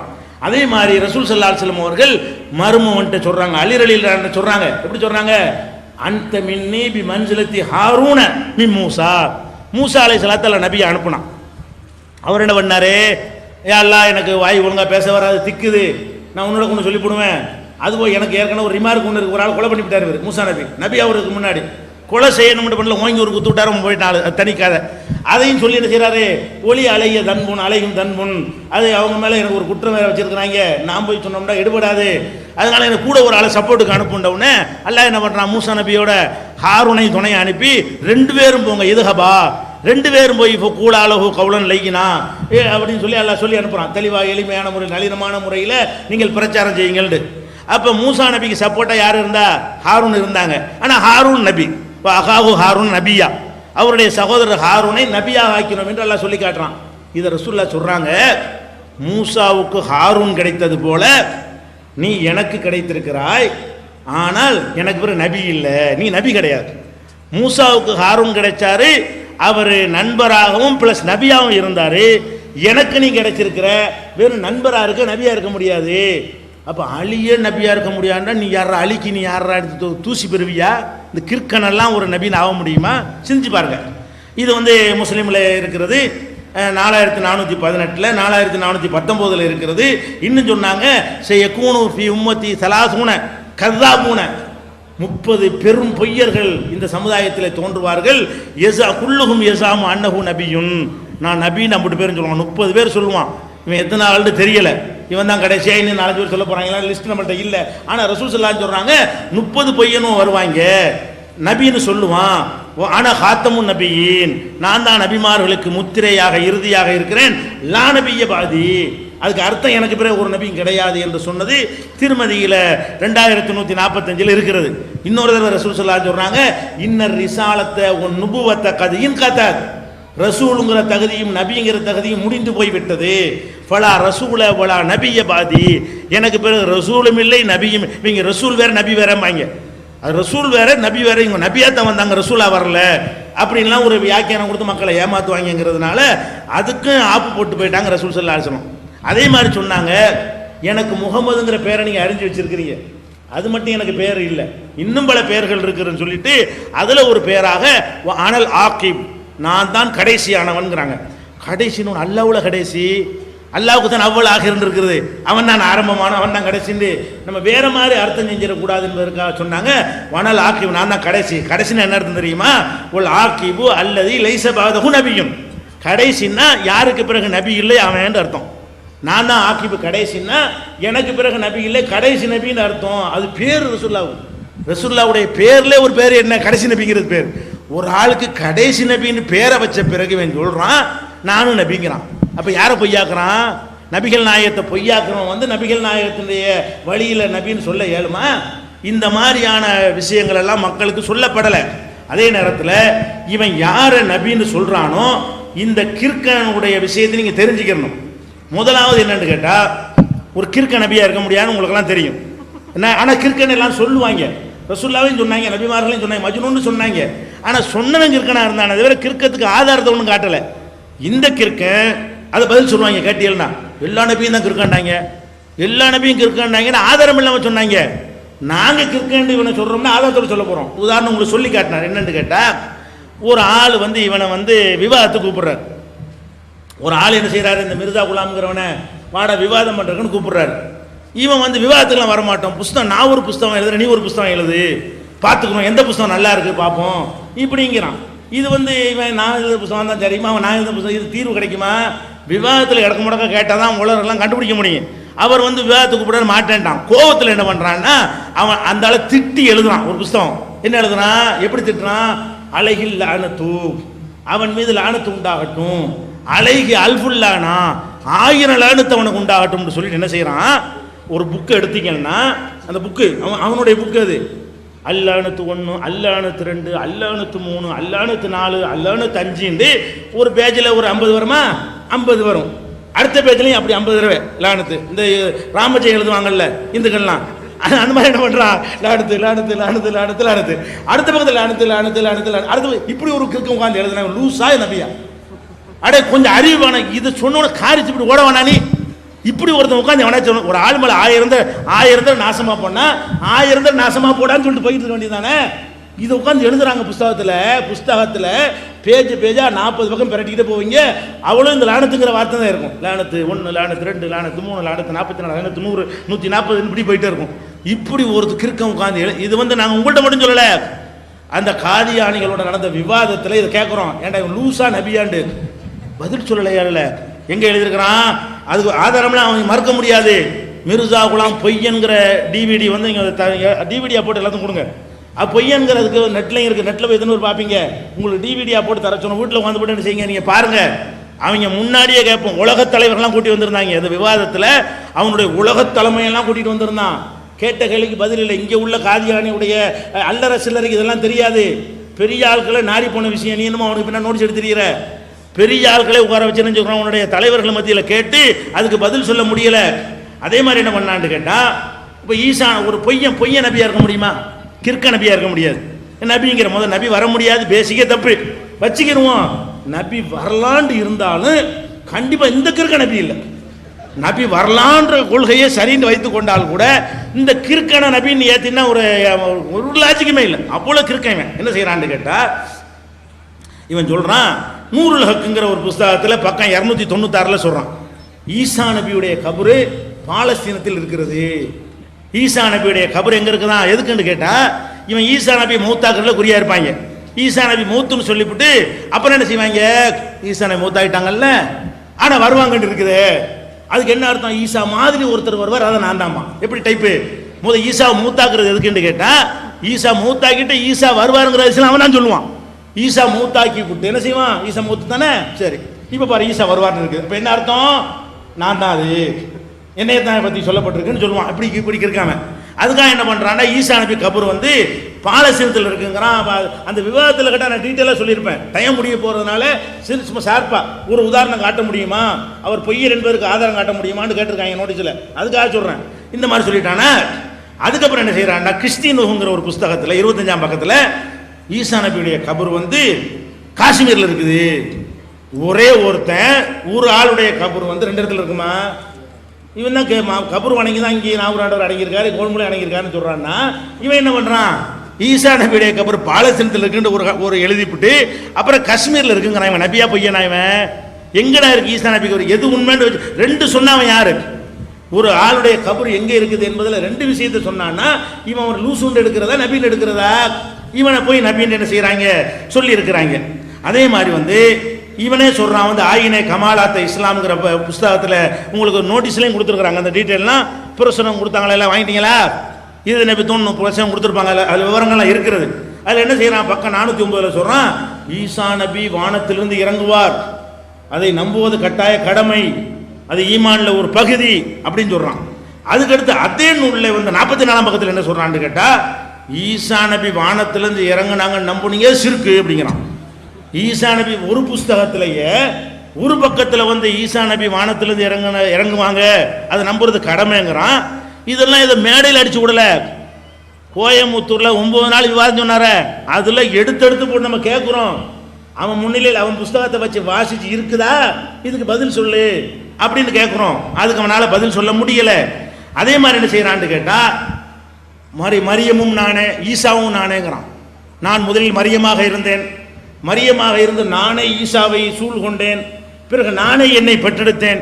அது இவன் தான் மரியமா, நான் தான் மரியம்னு சொல்லி நானே மரியமாக இருந்தேன், அப்புறம் நானே எனக்குள்ள ஈசாவை உண்டாக்குன்னு அப்புறம் நானே பெற்றெடுத்தேங்கிறான். இவன் யார், இவன் லூசு, நான் தான் பொம்பளைங்கிறான். அது பொம்பளைக்கு பிறந்த பிள்ளையும் நான் தாங்கிறான். அவர் ஈசா இறந்துட்டாருன்னு சொல்றான், இல்லை நான் தான் அதுங்கிறான். இந்த மாதிரி உளரக்கூடியவன் யாரா இருப்பான். இதெல்லாம் அந்த விவாதத்தில் நினைஞ்சிருக்கிறோம், கேட்டோம். அது மாத்திரம் இல்லை, இந்த நாய் மன்சூர் கல்லாஜி மாதிரி நானே அல்லாண்டு வர சொல்லியிருக்கிறான். இவனை நபிங்கிறாங்க. நான் அல்லாஹ் ரசூல்னா எப்படி நபி அல்லாஹ் இருக்க முடியும், அல்லாஹ்வுடைய ரசூல் அப்படியாவது நிற்கணுமா இல்லையா. அவன் என்ன செய்யறான், நானே என்ன செஞ்சேன், அல்லாவானேன், அல்லாஹ் எனக்குள்ள இறங்கினான், நானே அல்லாவாகினேன், நானே தான் வானத்தை படைத்தேன், பிறகு நான் தான் மனிதனை படைத்தேன். உதாரணம் நம்மளை எல்லாம் படிச்சா நம்மளெல்லாம் அல்லாஹ் எனக்குள்ள வந்து விட்டான், அப்புறம் நான் என்ன செஞ்சேன், வான பூமியெல்லாம் படைக்க நினைச்சேன், உடனே படைச்சேன், மனுஷனை படைக்க நினைச்சேன், நான் தான் படைச்சேன்னு சொல்லி இப்படி எழுதியிருக்கிறான் ஒரு கிறுக்கன். ஏன் எழுதியிருக்கிறான், அந்த ஆயின கமாலாத்த இஸ்லாம்ங்கிற புஸ்தகத்தில் 565ஆம் பக்கத்தில் எழுதி வைத்திருக்கிறான். அதே மாதிரி இந்த மொய்தீன் அப்துல் கார் ஜிலானிய தொட்டில போட்டு ஆட்டனமேட் இருக்க, அதையே நம்ம கண்டிக்கிறோம்ல. இந்த கிறுக்கன் சொல்றான், அல்லாஹ் சொன்னானா அந்த மன்சிலத்து இப்னி, நீ எனக்கு மொவன மாதிரி மொவன போலன்னு சொன்னானா அல்லாஹ். இவனை பார்த்து, இந்த கிறுக்கனை பார்த்து அல்லாஹ் சொன்னானா அந்த மன்சிலத்து இப்னி, நீ என் மகனை போல. அட மகனை போல ஈசா நபி மகங்கிறான, அல்லாவும் மரியமும் சேர்ந்து பெத்தெடுத்தாங்கன்னு சொல்றான். அவனும் மகனை போலன்னு தான் சொல்றான். மகன் சொன்ன அவனே என்ன சொல்றான், அவனும் மகனை போலன்னு தான் சொல்றான். நீனும் மகனை போலங்கிற, அப்ப நீ என்ன மதத்துக்காரனே, உன்னைய கிறிஸ்தவன் அந்த பிரிட்டிஷாக தான் உண்டாக்கி இருக்கான்னு சொல்றாங்க, அது கரெக்ட் தானே. அப்ப நீனு இந்த இஸ்லாத்துக்குள்ள இறை மகன்கிறத உண்டாக்கத்தானே பாக்குற. அப்ப இவன் யார், இவன் அல்லாங்கிறான், நான் தான் அல்லாங்கிறான், நான் தான் மரியங்கிறான், நான் தான் மகதிங்கிறான், அப்புறம் எல்லாமே நான் தாங்கிறான். இந்த மாதிரி சொல்லக்கூடிய ஒரு கிறுக்கனாக இருக்கிறத நீங்க பாக்குறீங்க.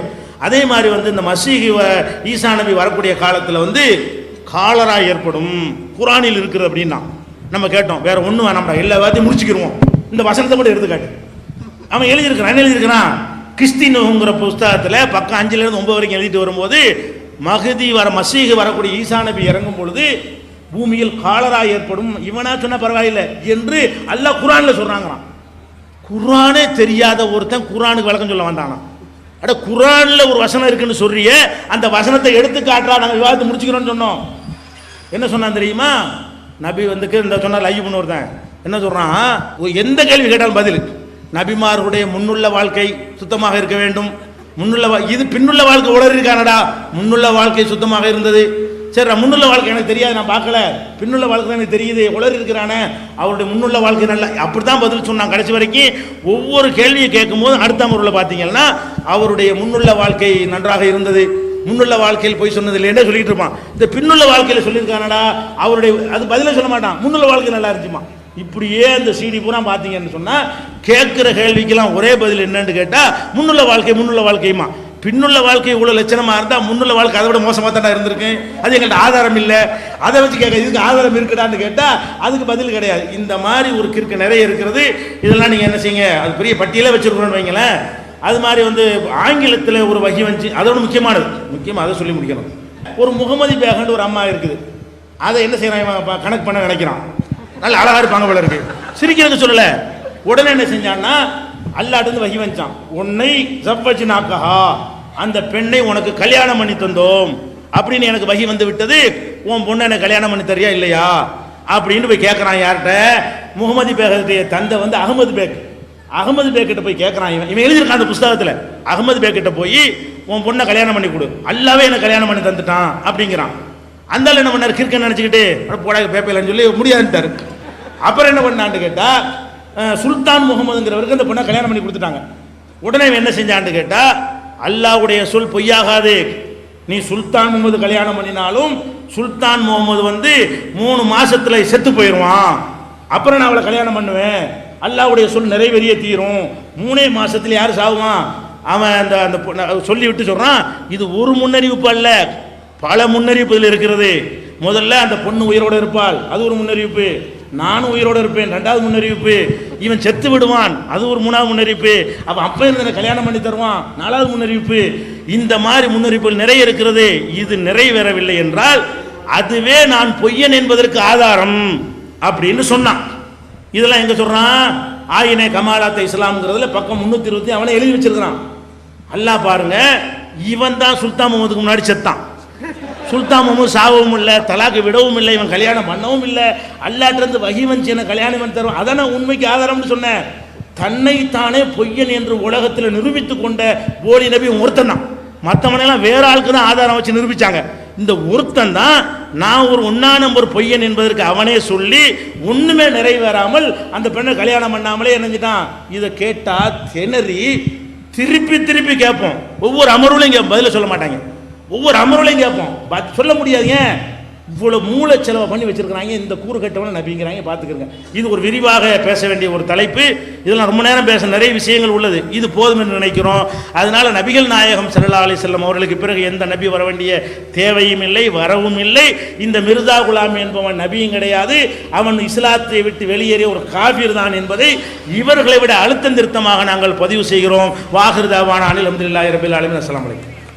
மூன் பப்ளிகேஷன்ஸ் வெளியீடுகள்: இஸ்லாமிய அடிப்படை கல்வி, திருமுறையின் தோற்றுவாய், திருக்குரானில் அறிவியல் சான்றுகள் பாகம் 1, அர்த்தமுள்ள கேள்விகளும் அறிவுபூர்வமான பதில்களும், குரான் கூறும் ஓரிரை கொள்கை, நபி வழியில் தொழுகை சட்டங்கள், மாமனிதர் நபிகள் நாயகம், குரான் மட்டும் போதுமா, ஹதீஸ்கள் குரானுக்கு முரண்படுமா, அழகிய இஸ்லாமிய பெயர்கள், இதுதான் பைபிள், ஜனாசாவின் சட்டங்கள், ஏகத்துவமும் இணை வைப்பும், திருக்குரானின் அறிவியல் சான்றுகள் பாகம் 2, இஸ்லாம் பெண்கள் உரிமையை பறிக்கிறதா, பிறை ஓர் விளக்கம், இஸ்லாம் ஓர் இனிய மார்க்கம், நபி தோழியர் வரலாறு, குற்றச்சாட்டுகளும் பதில்களும், நோன்பு, இயேசு இறைமகனா, வருமுன் உரைத்த இஸ்லாம், உண்மை தோழர் அபூபக்கர் அலி, பெண்களுக்கான நபி வழி சட்டங்கள், அறிவுச்சுடர் அன்னை ஐசார் அலி, இஸ்லாத்தில் சொர்க்கம் நரகம், நபி தோழர்களும் நமது நிலையும், துவாக்களின் தொகுப்பு, முகைதீன் மௌலிது ஒரு ஆய்வு, குரானை எளிதில் ஓதிட, நபிகள் நாயகம் பல திருமணம் செய்தது ஏன், யாக்குத்பா ஒரு ஆய்வு, நபி வழியில் நம்ஹஜ், நபி வழியில் குழந்தை வளர்ப்பு, தராவி தொழுகை ஒரு ஆய்வு, ஜக்காத் ஒரு ஆய்வு, இஸ்லாத்தில் இல்லறம், கியாமத் நாளின் 10 அடையாளங்கள், நபிகளாரின் நற்போதனைகள், மன்னரை வாழ்க்கை, பைபிளில் நபிகள் நாயகம், இஸ்லாத்தின் பார்வையில் பில்லி சூனியம், தர்கா வழிபாடு, நபிகளாரின் இறுதி நாட்கள், இஸ்லாமிய கொள்கை, சரியான ஹதீஸ்களும் தவறான ஹதீஸ்களும், சந்திக்கும் வேளையில் கொள்கை விளக்கம், பேய் பிசாசு உண்டா, கற்பனை கதைகள், நவீன பிரச்சனைகளும் தீர்வுகளும், தப்லிக் தாகலின் தொகுப்பு, சுபகான மௌலிது ஒரு ஆய்வு, மனிதனுக்கேற்ற மார்க்கம், நேர்ச்சையும் சத்தியமும், மனனம் செய்வோம், விளக்கப்பட்ட உணவுகள், அர்த்தமுல்லா இஸ்லாம், குர்பானியின் சட்டங்கள், சட்டங்கள், தொழுகை, இஸ்லாத்தின் பார்வையில் கனவுகள், இஸ்லாமிய திருமணம், இறைவனிடம் கையேந்துங்கள், மீராஜும் அதன் படிப்பினைகளும், வேதம் கொடுக்கப்பட்டோர் யார் மற்றும் prophet Muhammad the greatest man மற்றும் TNTJ மார்க்க அறிஞர்கள் உரையாற்றிய CD டிவிடிகள் கிடைக்கும் இடம் மூன் பப்ளிகேஷன் 83/3 மூர்தரு முதல் மாடி மண்ணடி சென்னை 1 போன் நம்பர் 65690810.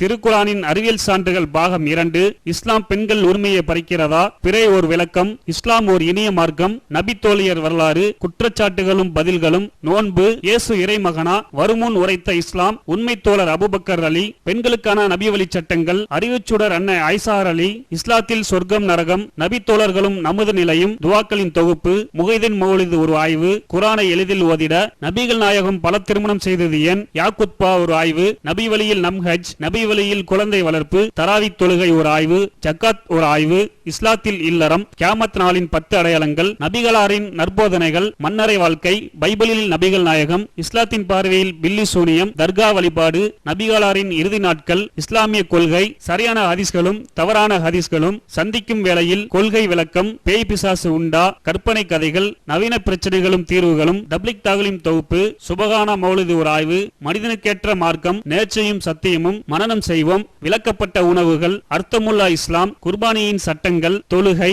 இஸ்லாத்தின் பார்வையில் கனவுகள், இஸ்லாமிய திருமணம், இறைவனிடம் கையேந்துங்கள், மீராஜும் அதன் படிப்பினைகளும், வேதம் கொடுக்கப்பட்டோர் யார் மற்றும் prophet Muhammad the greatest man. Moon publication 83/3 மூர்தரு முதல் மாடி மண்ணடி சென்னை 1 போன் நம்பர் 65690810.